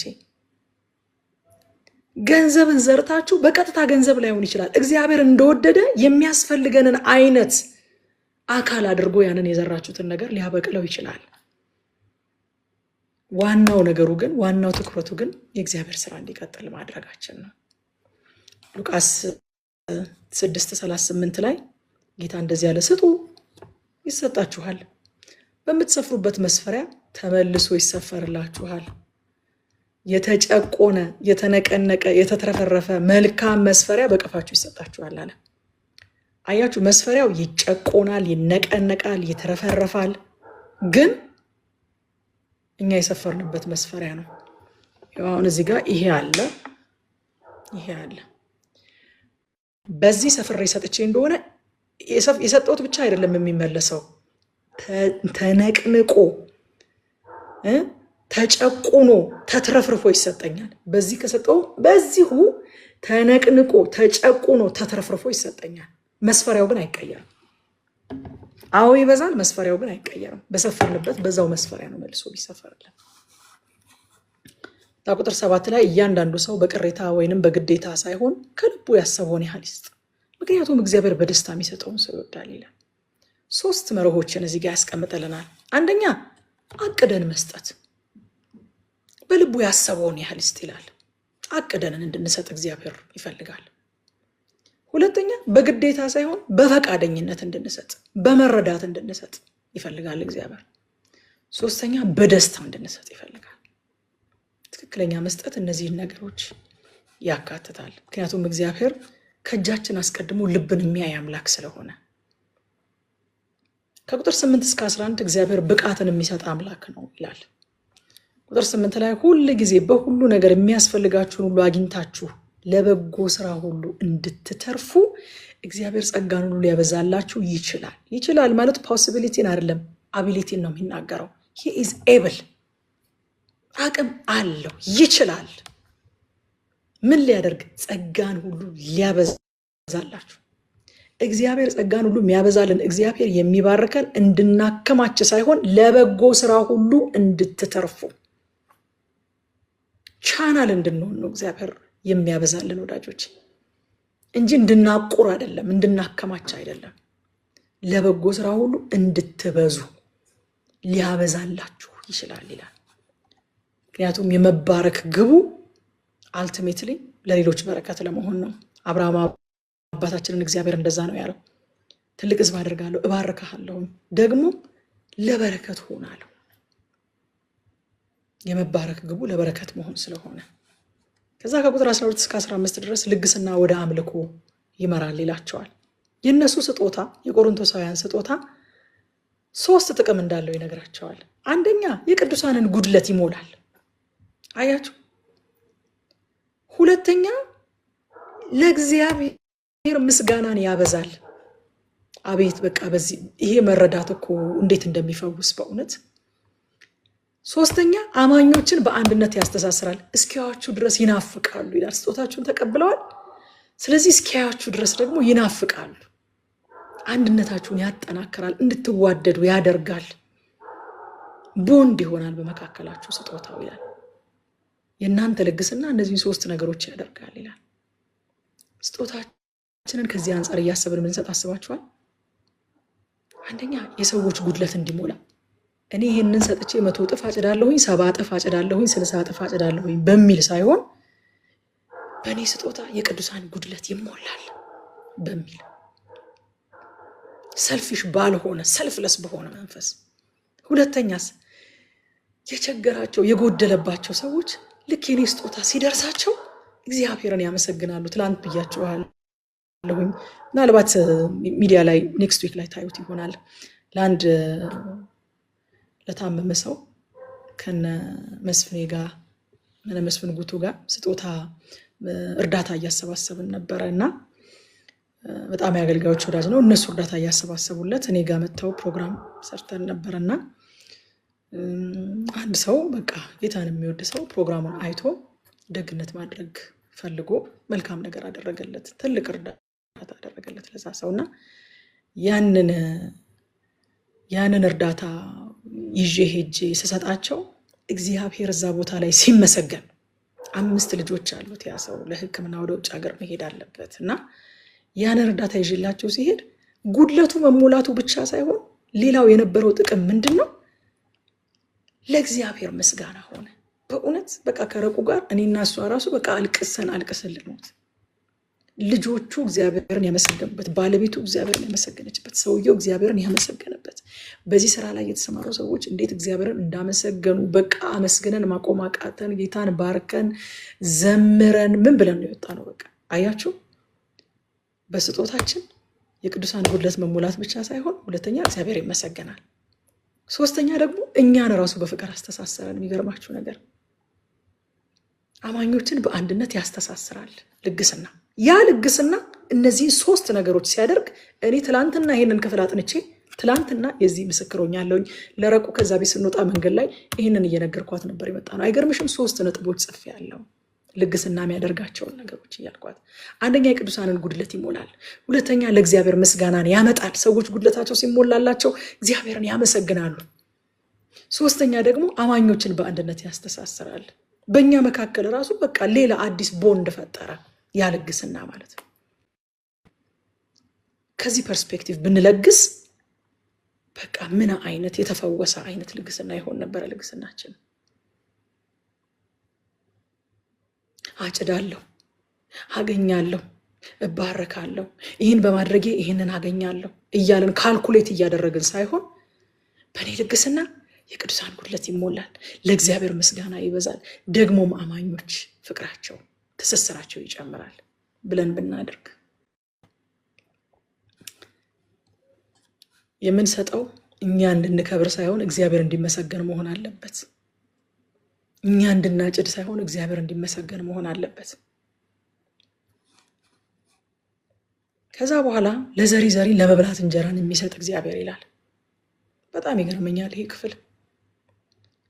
ኖ ቪዥን ኖ ፕሮቪዥን ወዳጆቼ። ለዘሪ ዘርን ይሰጣል እግዚአብሔር፣ ለሚበላ ሰው ደግሞ መብልን ነው የሚሰጠው እግዚአብሔር። እንዴት ነው አሁን እነዚህ መስኖ ምናምን እንትን የሚያደርጉ ሰዎች አይታችሁ ከሆነ ውሃው ከመምጣቱ በፊት ቦዮቹ ናቸው የሚቀደዱት አይደለም? ውሃው እንዲሄድ የሚፈለግበት ቦይ ይቀደዳል መጀመሪያ። ከዛ በኋላ ውሃው ሲለቀቅ በተከፈተለት ቦይ ይፈሳል ማለት ነው። የሚዘራ ሰው ማለት ቪዥን ያለው ሰው ማለት ነው። እግዚአብሔር ቪዥን በሌለበት ፕሮቪዥንን አይለቅም። አንዳንዶቻችን ቪዥናችንን ፎርም ለማድረግ ወይንም ቪዥናችንን ለማስቀመጥ ይሄ ነው ቪዥኔ ለማለት ፕሮቪዥን ቀድሞ እንዲመጣ እንጠብቃለን። እባክሽ ገንዘቡ ይመጣና ይምጣ እንጂ እስኪ የምሰራውን ነገር ልጣ የሚሉ ሰዎች አጋጥሟቸው አያውቁም? ምን መስራት ታስባለህ? ምን አለ ውስጥ ምናምን ብላችሁ ጠይቋቸው እስኪ። መጀመሪያ ገንዘቡ ይምጣና እኔ የምሰራው ነገር ልጣ ይሏቸዋል። ከፕሮቪዥን ቪዥን ነው የሚቀድመው። እግዚአብሔር ለዘሪ ነው ዘርን የሚሰጠው። በቃ ለሚበላ ሰው ምግቡን ነው የሚሰጠው እግዚአብሔር። ባዘጋጀነው ቦይ ልክ ነው ውሃው የሚፈሰው። ያቺ ሴት ካስታወሳችኋት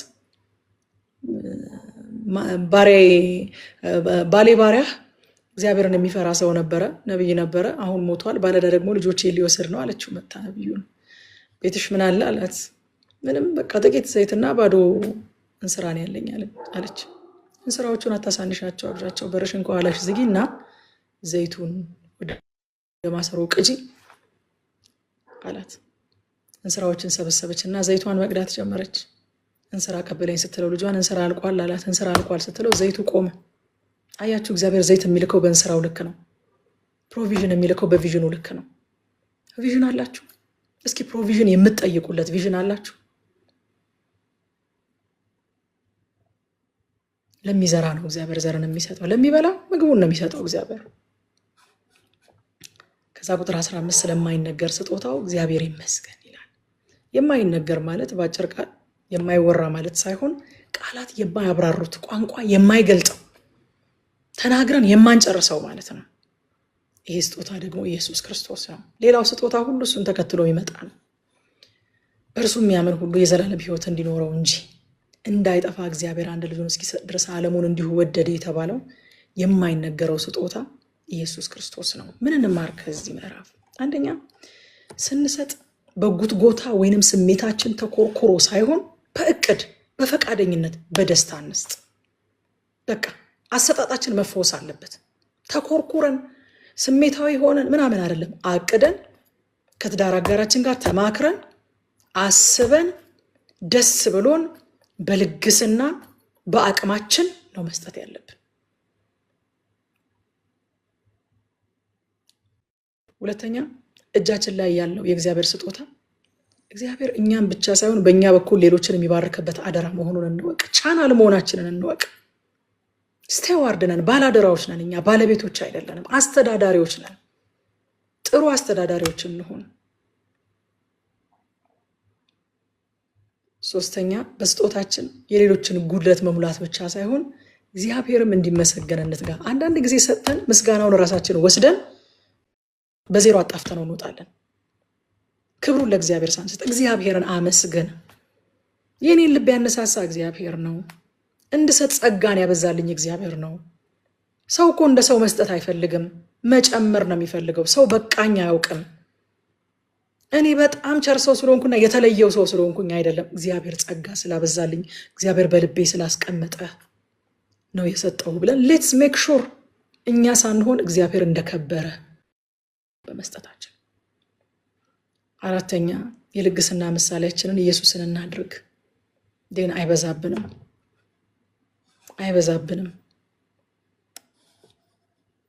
ኢየሱስ ከሆነ ምሳሌያችን ራሱን የሰጠ ጌታ ነው። ያለውን ሳይሆን ራሱን የሰጠ ጌታ ነው። ያ ራሳችንን አልተጠየቅንም፣ ያለንን የተጠየቅነው። ኢየሱስ ምሳሌያችን ከሆነ አይከብድብንም። ጌታ ኢየሱስ ይባርካችሁ።